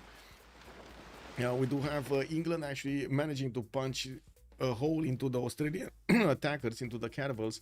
While he doesn't have promotions right now on his caravels, he does have quite a few weak ones. We do have him with the Sea Dogs that did not get to shoot. This is very surprising that he actually attacked with the caravels and totally did not shoot with his Sea Dogs. He probably tried to grab a few units from Australia, tried to convert those units, but unfortunately got left with a black eye here. He got left with a black eye for sure. He can still do a lot of damage against ironclad fascism timings with off my black wing. Off my black wing hurts a lot. Yeah, it is gonna hurt. I'm not that convinced the fleet here of Catherine de Medici will do that much damage against his opponent, against Romrom, because as you can see, Romrom does have the science necessary, and I'm pretty sure he's gonna get a few more Sea Dogs out. We do have already one commission here in Liverpool getting out in 2 turns. The main issue is Romrom cannot attack into his opponents yet with these weak caravels. He's gonna lose quite a few of them by the time he's actually gonna attack into the units of Australia here. And with Mikado discovering square rigging and his ability to upgrade these boats, this is gonna be quite a strong fleet defending the city of Newcastle upon Tyne and Canberra. We do have a massive invasion force here from Persia going into a Brazilian's direction. We do have new knights coming out from Brazil, and of course he's still trying to get the campus research projects going, getting that Newton. Japan is also starting to get a few points of his own. We do have him on 19 great scientist points a turn, while Brazil is on 12. And let's actually see if there are projects here. No project. Just dISTORIA is ignoring this completely. Forbidden City coming out from Osaka. I do see dISTORIA is 267 science points with 106 culture, and does have a few problems defending his choke point. I do notice the Brazilian crossbows do deal significant damage against those samurais, and yeah, immediately dISTORIA is starting to reposition those so they don't take that much damage from their opponents. We do have votes of England here. Okay, promoting. Okay, that's fine. He is getting his sea dogs right behind those caravels, and well, he does need to get the stronger ones on the front line as quickly as he can, putting back those other ones that need to resupply in his borders, not to mention getting the sea dogs out. These sea dogs will require at least 4 shots to attack into a caravel to take it out entirely, and as you can see, there are only 2 on the map, maybe a third one, yeah, coming in from Liverpool, and we do need to see if new ones are going to be built here in London and Bristol. Did Brazil manage to get that? Newton? No. Still needs 100 points. That's a lot of points. That's a lot of points. Ferdinand Magellan is the next one. England really wants this +3 combat strength on all of his units, and I'm pretty sure he's gonna get a new wave of projects going soon. He does have one finishing in Preston. He did also finish Pyramids, taking it away from Brazil. Remember, actually, Pyramids was placed over here. He never finished it. He actually, as in Brazil, never finished that one.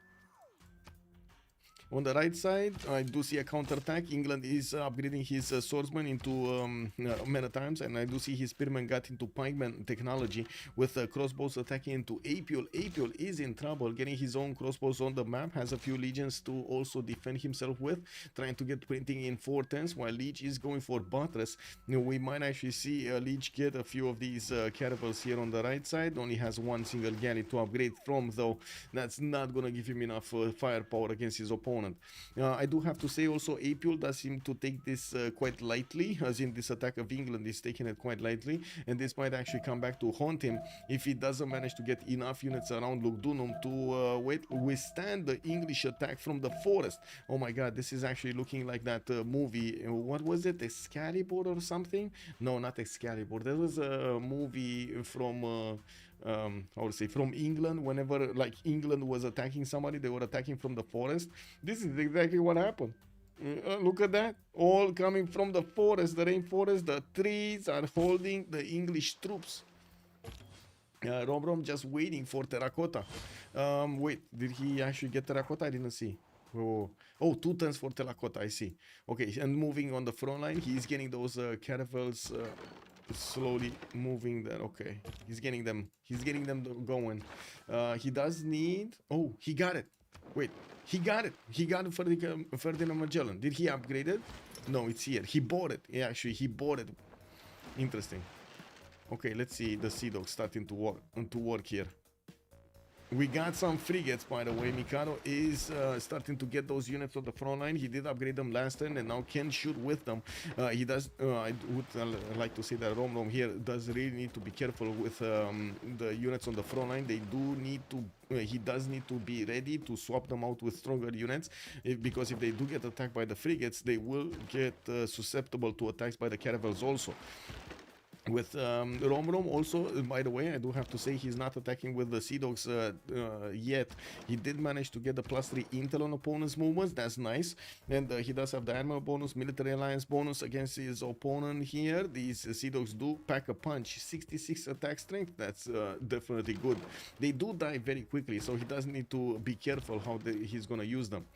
We do need to see also if Tidube is going to start upgrading. He's getting his mass production in 3 turns, and he doesn't have the upgrade button on these boats in Ren. While he's on nationalism in 2 turns also, he's going to boost it for his allies. He's getting another wave of universities, starting to put down a few I would say a few of these wonders here. A great bath in La Rochelle, while he did get a Temeranki in the meantime. A lot of culture coming out from these chateaus everywhere. Not bad. Although I do have to say, England is managing to pull off quite a strong counterattack against Rome. These legions of Rome are in danger. We're going to see these crossbows shoot them from afar, and it does seem like the Roman level 2 crossbow is also going to die next turn. There's no way Lugdunum is going to finish that encampment next turn, and unfortunately that crossbow doesn't have any more defense. Now we do have only a single horse, that's the full HP one, with new crossbows also coming around from Achillea. It's taking him quite a bit of time to get them out to defend that city of Lugdunum. This city, I'm not gonna lie, this city might actually fall next turn. This turn, he might actually fall. Like, look how much damage this Men at Arms does against that city. Okay, we do have Rome upgrading some Men at Arms, getting himself a bit more garrison's health, but not that much. It's still the Men at Arms of Lege that will do the damage against that city center. Okay, here, what's going on? Still no attacks from anybody. The caravel fleet actually did do something. And it did not promote. It did do something, but it did not promote. Terracotta Army just finished. And he does have enough experience. He lost his movement here. Oh my god, did he put it... Did he fortify it and lost the movement? Oh my god, I think he fortified it and lost the movement. And of course we're going to need to see if Australia... No, Australia... Okay, Australia did attack. Did attack here. Maybe he did attack into that caravel fleet and did get the promotion for it or something. We do have spies from Bristol, more Sea Dogs coming out. And I do see the Quadrim did get that promotion going. Romrom does have 1, 2, 3 of these Sea Dogs on the front line. Only 3 Sea Dogs. Okay, well, it is what it is. Only 3 Sea Dogs it is.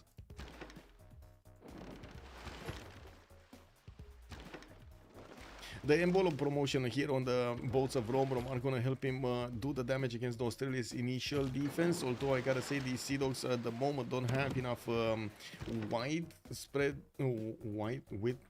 enough width to attack into his opponents here against Australia. Then Chop Terracotta and got another promo. Yeah, he promoed. Got it. Okay. He promoed, probably. Okay, what is Persia doing? Managing to get that invasion force next to Brazilian city of Recife. Might actually just go around it because that's where Governor Victor is established, and that's basically a bastion here. We do have Persia going in Hattusa's units, and I do see him using his military engineer to get the pathway down there towards the south. He does have, I would say, quite a few units next to Hobart, even though that city center has not been attacked for quite some time now. And finally, we do have England starting to attack into Australia's boats, and I do see one got placed, sent back to Newcastle, while another one also got sent back. That's a frigate that might die. There we go, it just died. And we do have Romrom's caravel fleet with another promotion available. Let's actually see. The triple slam is real. Mikado does have the opportunity. Well, oh, sorry. Romrom does have the opportunity to take out a lot of Mikado's units with new ones that are also coming out from his city centers with the Sea Dogs and, of course, the new caravels. He will need to get them through these total chokes here to actually get into the borders of Newcastle upon Tyne. Australia did manage to get his safety settler next to Armagh. I do see Tidube is going to discover cartography next turn and nationalism. He did get it. That means he's going to get the fleet ability, although he only has 2, 4, 6, 8, 9 boats, 10 boats.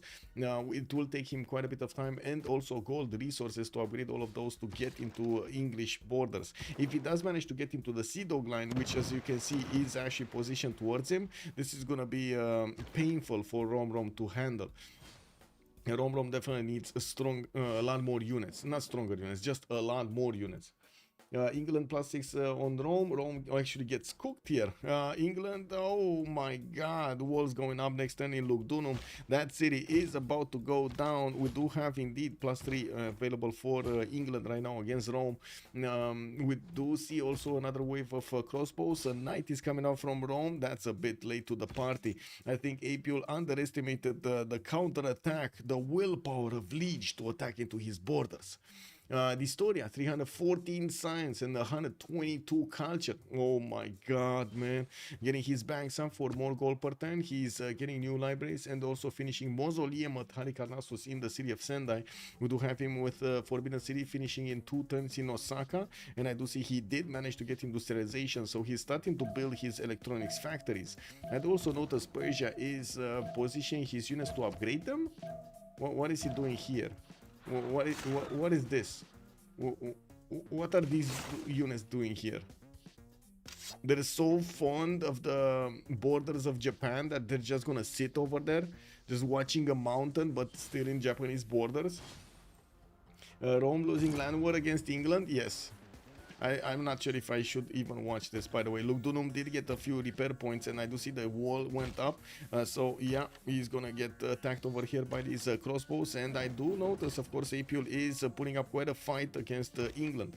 We do have the boats of Romrom needing to start attacking. We got the Sea Dogs starting their attack runs, and boom! One of these catapults from England did get, I would say, did get captured. The Sea Dogs did start to get some promotions, even though, to be honest, it doesn't really help unless you want to get some help, some health on them. It doesn't really help to actually promote these Sea Dogs, not that much at least. We do have another attack about to happen here, and I do notice he's bringing even the low HP caravels to the fight here. He's bringing everything he can. Oh my god, that's a dead caravel right there. That's a dead caravel right there.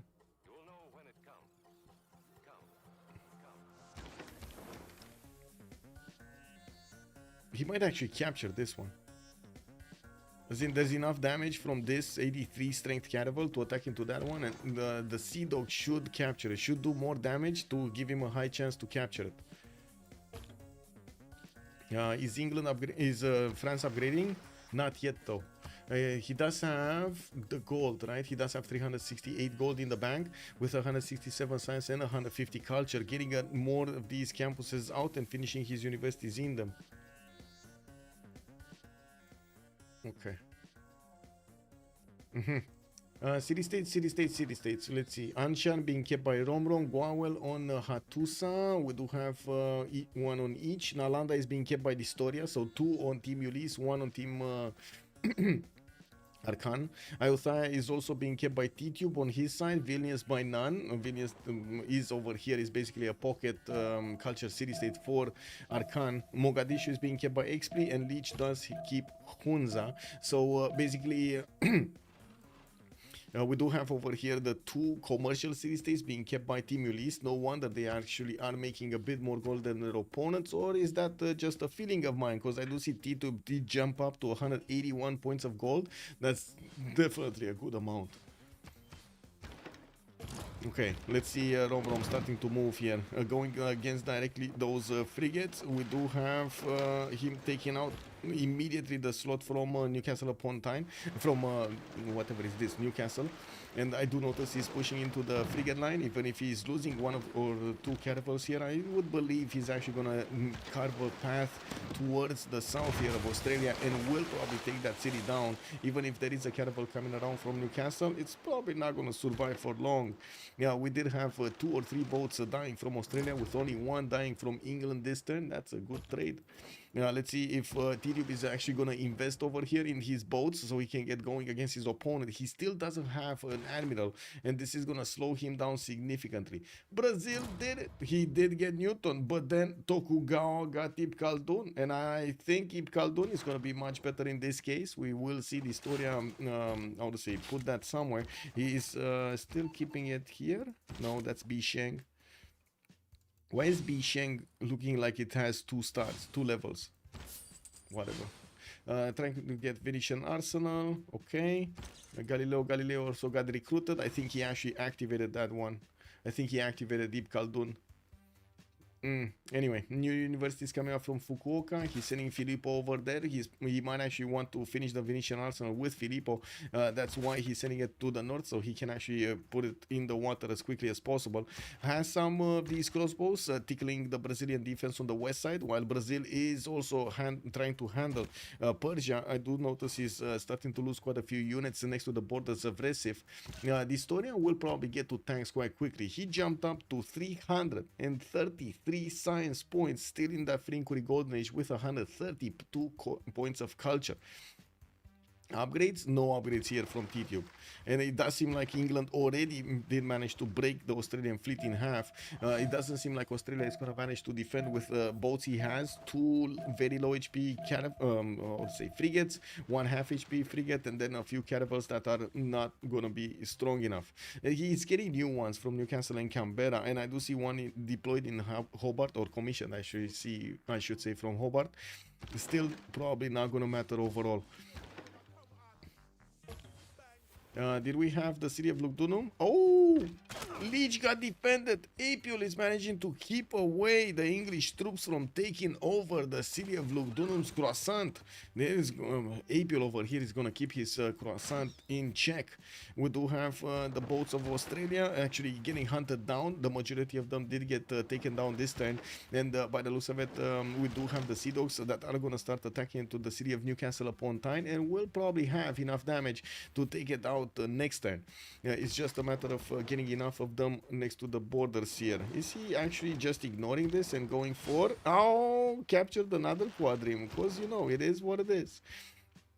These Sea Dogs also do deal a decent amount of damage against the wall strength, so it's not going to matter if Australia is going to get walls. He's still going to get his cities taken down.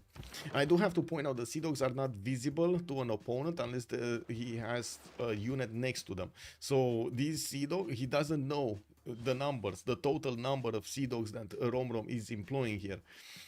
Or deploying, I should say. We do have industrial zones from Liverpool and the capital city of London, only a +4, not bad. And he does have this one, another +4, actually not bad. I thought it's a lot less, but no, +4s are good. We do have also dISTORIA here with 342 points of production over Gwawel's 113. He managed to get 3 times the amount of production of his next door neighbor. So you can imagine what's going to happen in the next part of the game when, first of all, he's going to finish Venetian arsenal. He has 5 cities on the coast and gets in electronics factories everywhere. I think we know where this is going. There's no way Minas exists here. I mean, he did. Well, yeah, there's no way. Japan is going to close this. Japan is actually going to take out Fortaleza. There is a quadrim fleet in that city center that does have an upgrade into Minas Geraeth. But it costs him 630 gold to get it. I think that's a bit too expensive for what they want to do here.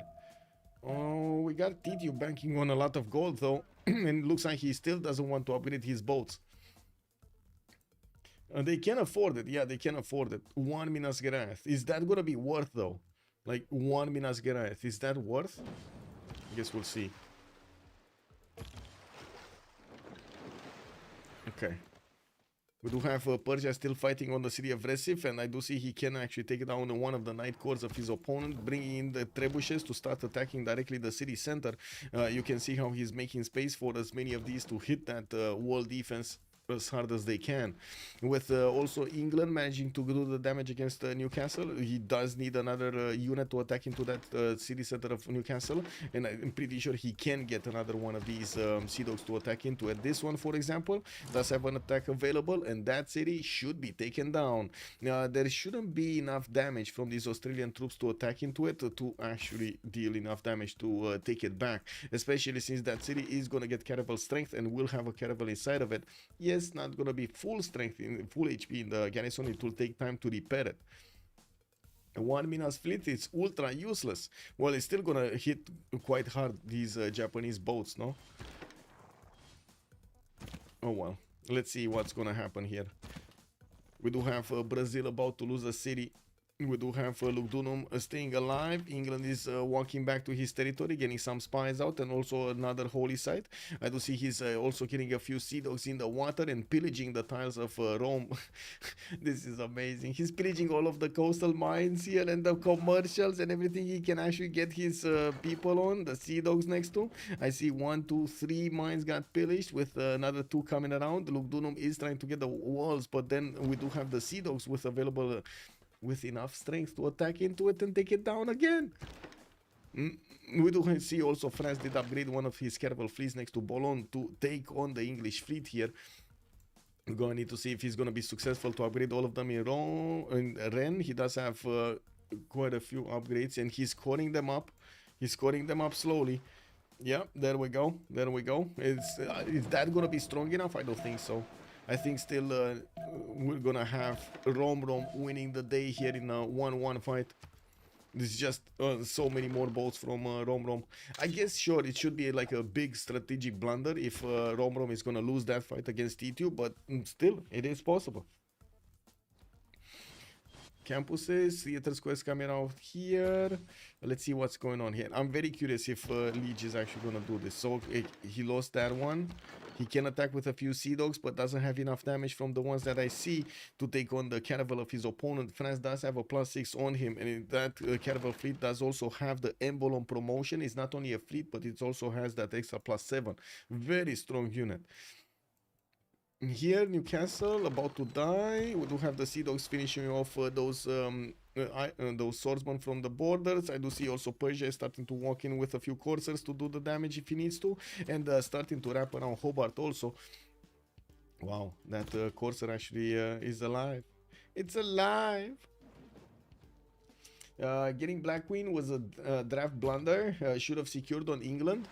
I mean, I'm not convinced Black Queen was the problem here. As in, Catherine de Medici is doing the best he can at the moment, and he does have the most science on his team with the most culture on his team. Like, look at that sim. It's a perfect sim from Tidube. I don't know why you are calling it a bad choice. I don't think it is a bad choice. I think Australia over here was a bit of a question mark, and also Brazil. Brazil definitely didn't punch his weight. Like, we already have, I would say, aerodromes coming around from Japan. Aerodromes. We're gonna see bombers soon from Tokugawa. It's getting steam powder. No, moving around towards gunpowder to start one-turning those techs and finishing up more universities. 348 science points with 150 culture. We're only 3 turns away from the next World Congress, and I do see dISTORIA already secured his golden age. Xpli is gonna need 2 more points for a heroic. Romrom is gonna need 5 more. I do see Apeul Dark Age, Gwawel Dark Age, Tidube Dark Age, and then Mikado is gonna try to get his heroic age, but he's 9 points away. I don't think he's gonna get it. Okay, Newcastle got taken back. We do have Romrom needing to repair some of his caravels in that city's borders. While I do notice he's working on the city of Canberra, he did manage to take out the majority of the fleet of Australia, pushing him back to his city's borders. Canberra should also fall next turn. We do have enough sea dogs to wrap around that with enough caravel attacks to do the damage against the city center directly and able to take out the capital city of Mikado. Well, at least we did get to see some Australia in the game, you know? Like, that's good. That's good. Whoa, boat died. Rest in peace, Monsieur Boat. I just spotted Australia safety settler. Arcanes bound to stop Ulyss. Small soldiers, yes indeed. This one over here, Logistan. And we do have the caravel fleets of France that we need to take a look. They don't do that much damage as you might think. He doesn't have the admiral, and you do see England does have with his caravel 72 defense strength from the 75 of his opponent. So yeah, it looks like that the fleets of Tidube are just not gonna be strong enough.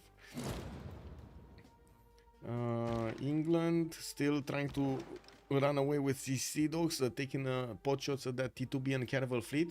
While I do see Rom is putting out some galleys, we might actually see him getting his cartography soon.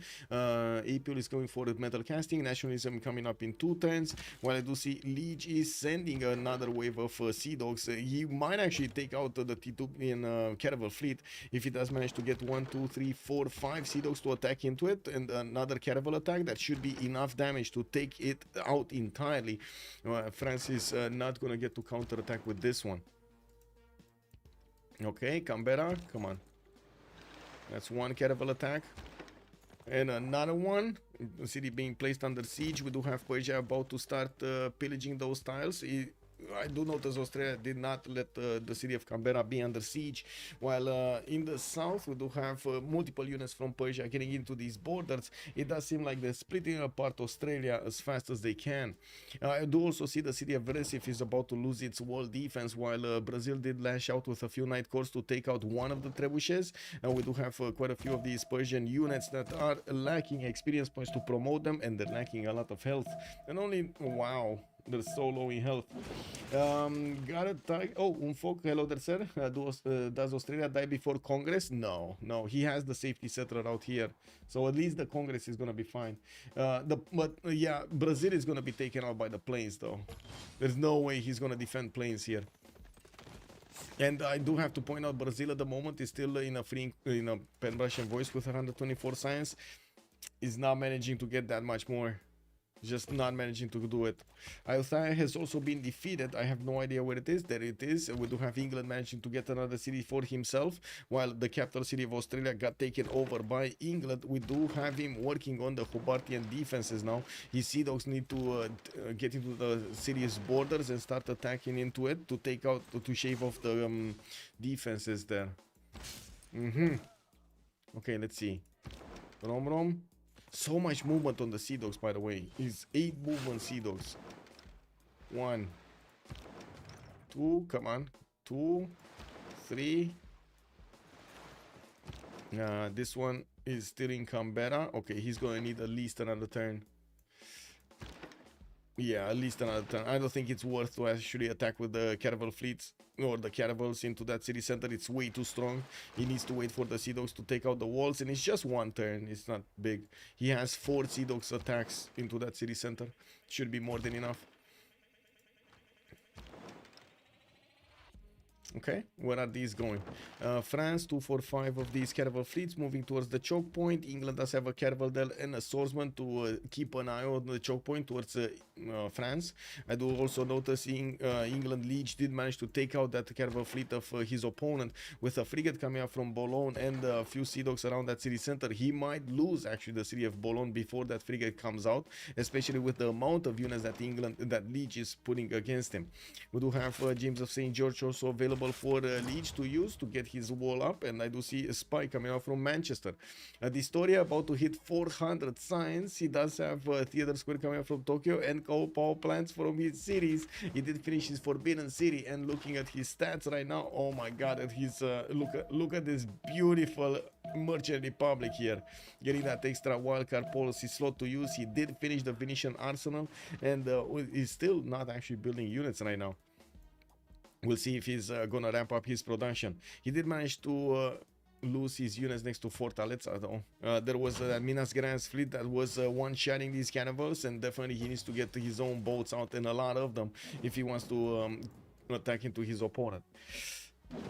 Okay, well, it looks like next turn we're gonna have the World Congress session. We do have Heroic Age on Xpli, Romrom Golden Age, Lege's Dark Age, dISTORIA is gonna be the Golden Age as well. That's gonna be a lot of gold per turn here from his reformed coinage. We do have Apeul Dark Age on Gwawel, Tidube Dark Age, and Mikado Normal Age. None of the players of Arcane did manage to get their Golden Ages. And that's the third and the final core city of Mikado being taken out. He still has his safety settler Locheston next to Armagh, next to France's borders, and of course we're going to need to see if the willpower of Arcane is going to be strong enough for them to keep going. With Tidube on 237 science, seeing that dISTORIA does have still 335 science on his side and a lot more culture, we might actually just see this being considered here soon. And we do have Apeul also with 112 science and 62 culture versus Lege 62 and 74. He does have the stronger production of the two nations, but unfortunately for him, Lege is starting to pillage all of these tiles and will probably take out the city of Boulogne away from France. We do have a France with a builder, a 5-charge builder that could chop the rainforest. That might not give him enough production for the ancient walls to go up. As 4 turns, that's, yeah, it is what it is. I think Ulyss is playing it so cool. Yes, yes, they did. Romrom over here showing up big. France has the level 2 spy deployed in Liverpool, and that will give him a lot of diplo on his opponents. He's going to have +9 on these caravels, and that will have an impact over England here. Now, the question is, will Romrom have enough of these Sea Dogs to counteract that? That's the question. Might not have. And we do have him with quite a few bows that still did not get enough experience to repair themselves. It will take them quite a bit of time, like at least 6 turns to get there, and that's about the time that France needs to punch through the choke point and get to his cities. That's gonna be dangerous, because at the moment England is not getting a new fleet out. He's relying on the fleet that he took out Australia with. Okay, advanced flight from dISTORIA next turn. Nationalism in 2. Begin voting. Let's actually see what's going on here. Bridge dam. Religious. Well.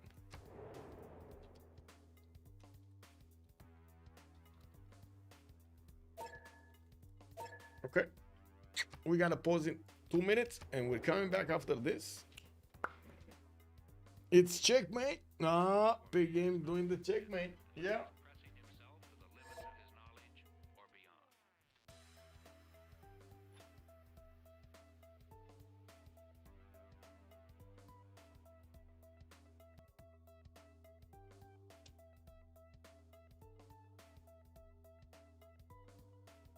I gotta say, I'm impressed that they didn't actually concede until now. Let's actually see how this is gonna go, and I'm pretty sure they do want to give a chance to Tidube to actually take on the English fleet here, Romrom. You know, we're gonna need to see if there's gonna be some boats from Japan. He does have ironclads coming around in 2 turns from Fukuoka. That will be a strong enough unit to take on the Brazilian Minas Gerais. Now, we do need to see also if his planes are gonna start to get out. He did put an aerodrome down next to Takamatsu, and he does have advanced flight next turn. While I do notice neutralized governor is unavailable, scientific city state 100% yields, and Tokugawa did roll another 2 diplo points. He does have Filippo, so if he does want to get the Statue of Liberty, I'm pretty sure he has cities where to get it. Okay, Brazil is getting bullied quite hard here, losing his units defending the city of Recife, and I do see he lost the walls there. The trebuchet can just freely attack into that city center to shave off some health, while we do have the English Romromian fleet also keeping a choke point. We're going to need to see if Tidube is going to get through. He should get through, and relatively easily. He still didn't actually activate Delphine, the spy, the level 2 spy in the city of Liverpool. Now, we do have industrialization showing up here for England also. He started making 150 science with 205 points of production. That's pretty good right now for Elizabeth I, especially since he has been fighting against his next door neighbor for the rest of the game. City of Boulogne has been taken down. Lege actually manages to take away a city from Tidube, taking that one down before the builder could actually do something. He does have a Sea Dog that could actually capture that builder and bring him back home, but he is going to want to start attacking into Mediolanum and take that city away from his opponent also, Rome, next to him. They aren't, but they're playing for the Black Queen. Reverse sweep. Yeah, they won't. I'm just holding my breath. We'll see. Also, Juan J, good evening, sir, and welcome. How is Arcanes going to win this game? I think that putting their eggs in the basket of Tidube, trying to attack, counter-attack into Romrom and break his fleet, there is a possibility. I mean, there's a slim possibility, but there is a possibility, especially with the extra diplo here. Also, I do have to say, Romrom does have an amazing amount of Sea Dogs, which are going to chip away the strength of the French caravel fleets quite fast. And that's the GG right there. Apeul calls it out, and we do have face may change throughout another the win ages. on their board against Arcanes this time. We do have Arcanes here with 2 losses in 2 days. They need to be careful how they're going to approach the next part. Since they are on the 3rd slot, they will need those points in the next part of the tournament. This is your actions this day, back and forth tournament, so they're going to get 2 games against each other. You ensure our to see what they're going to do against the other teams also in Division 1. Some amazing performances from Lege, first of all, opening up with holy sites and defending himself. That is perfect tutorial defense here from Lege. And we did have on the other side also Brazil trying to deal some punches against his opponent. Tokugawa free simming like a madman. We did have dISTORIA just getting overwhelming bonus points on Tokugawa. I mean, does anybody think Tokugawa is going to be let in any lobby from now on? I'm just asking. Do you think he's going to be let in any lobby from now on? I think kind of not. I think kind of not. Let me see. Oh, welcome Gabriel, by the way. Welcome, sir, on Discord. Hello. Give me a second. Let me actually switch my sound settings over here on Discord so we can hear a little bit of post-game chat. And there we go. One. Now let's get into the same channel with them.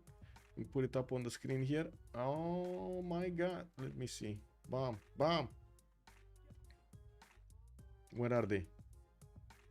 Oh, they're still split. Well, GG, well played. Oh. That's some Thank you. that's some awesomeness defense over there, Lege. Thank Your holy sites hold the line. Yes. Yes, yes. Yes. But Man. he did a very early push. I mean, a lot of archer. We were not that close, I felt, but he did really aggressive push, I feel. So Yeah. with you, General, straight to horses, I guess. Yeah, straight to horses, chopping them as soon as possible, basically. Yeah, it was very early from him, I think. Yeah. I don't know if he did some gold after in the game, but I don't feel he has some purpose in the game after he did that, because he did ancestral, a lot of cities, but I am just PNGing, I am just sending my goals to my teammates, so it's better. Yeah, everybody had a problem with gold, to be honest, both teams. Just couldn't upgrade in time. Yeah. Allô l'équipe. Hello, Allô. Allô. Mikado. Allô. GG Allô. Mikado. DG. Y'a que toi qui viens? GG. Si, je pense qu'ils vont arriver les autres. Tidube sera pas là, il vient avec son coloc. Yeah, it was again a difficult game on my position, but it's okay. I'm Yeah, the... Mikado, you are the professional of 1 versus 2, it seems. Yeah. I play this one better, so it's okay. I think. But too hard, dude. Xpli again. Explosion de Yeah. cerveau. Hopefully you have a very big tempo early in the game. Yes. Thanks to that, you can manage to defend both sides. Yes, but it's quite stupid in the Navy. Is too hard in my position. Try to do something, but too much shit, I think. I don't know. Ouais. Toku Gaming? Toku Gaming. Ouais. Did you want to pick Tokugawa? Yes, but yeah? we know you will pick it. Okay, because it was a discussion between us. We were sure you are in case we take control of Navy, we take 3 and they have only shitty Civ. But I think it's good, but... At the start, we was talking about picking Rom, and then I remember Mikado talking about Tokug all day long, so I said, no, pick Tokug before. If you don't play Tokug, I insta-lock it. Okay, it's okay, I think. I think War Draft is not that shit, but... I think it's a good draft, but a bit more in range than us. Yes, probably. Especially with both Brazil, France, and Rome. Yes. Anyway, the map you remap, it's insta-win for us, so... Ouais. Yeah, it's a bit Ouais, la première... Ouais. Après, vous avez fait un truc qui, à mon avis, dans ce genre de draft est pas opti, c'est de pas mettre la France en bas du lobby, ce qui fait qu'on spot à la rivière assez vite qu'il est là. Et vu que votre remap con c'est ça, ouais. Vous devez le mettre en bas, je pense. Oh, puis de toute façon, t'as vu son guerrier, il a fait back ses uniques, mais... Moi, ouais, mais de toute façon, on a la rivière, donc à partir de là... J'avais un trop sacré assuré, spawn. GG, bye bye. GG. Bye bye. J'avais un Have a sacré good evening. spawn en Bonne plus, soirée. Romrom. Bye. Ouais. Pourquoi vous avez pas du tout pris de Civ Naval première OTA en Angleterre ou quoi? On en... Okay. Well, I'm gonna stop it here and gonna take off for the night. We do have tomorrow the Rooster Cup qualifiers, a third qualifiers, and that's a big lobby. We're gonna need to see what's gonna happen and who's gonna get the next 3 slots, the last remaining 3 slots into the Rooster Cup final on Saturday, 300 GMT. We still have some confirmations that need to be done with the players, and I'm gonna follow up in the next few hours. So hopefully we're gonna get everybody on board, and we're gonna see each other tomorrow.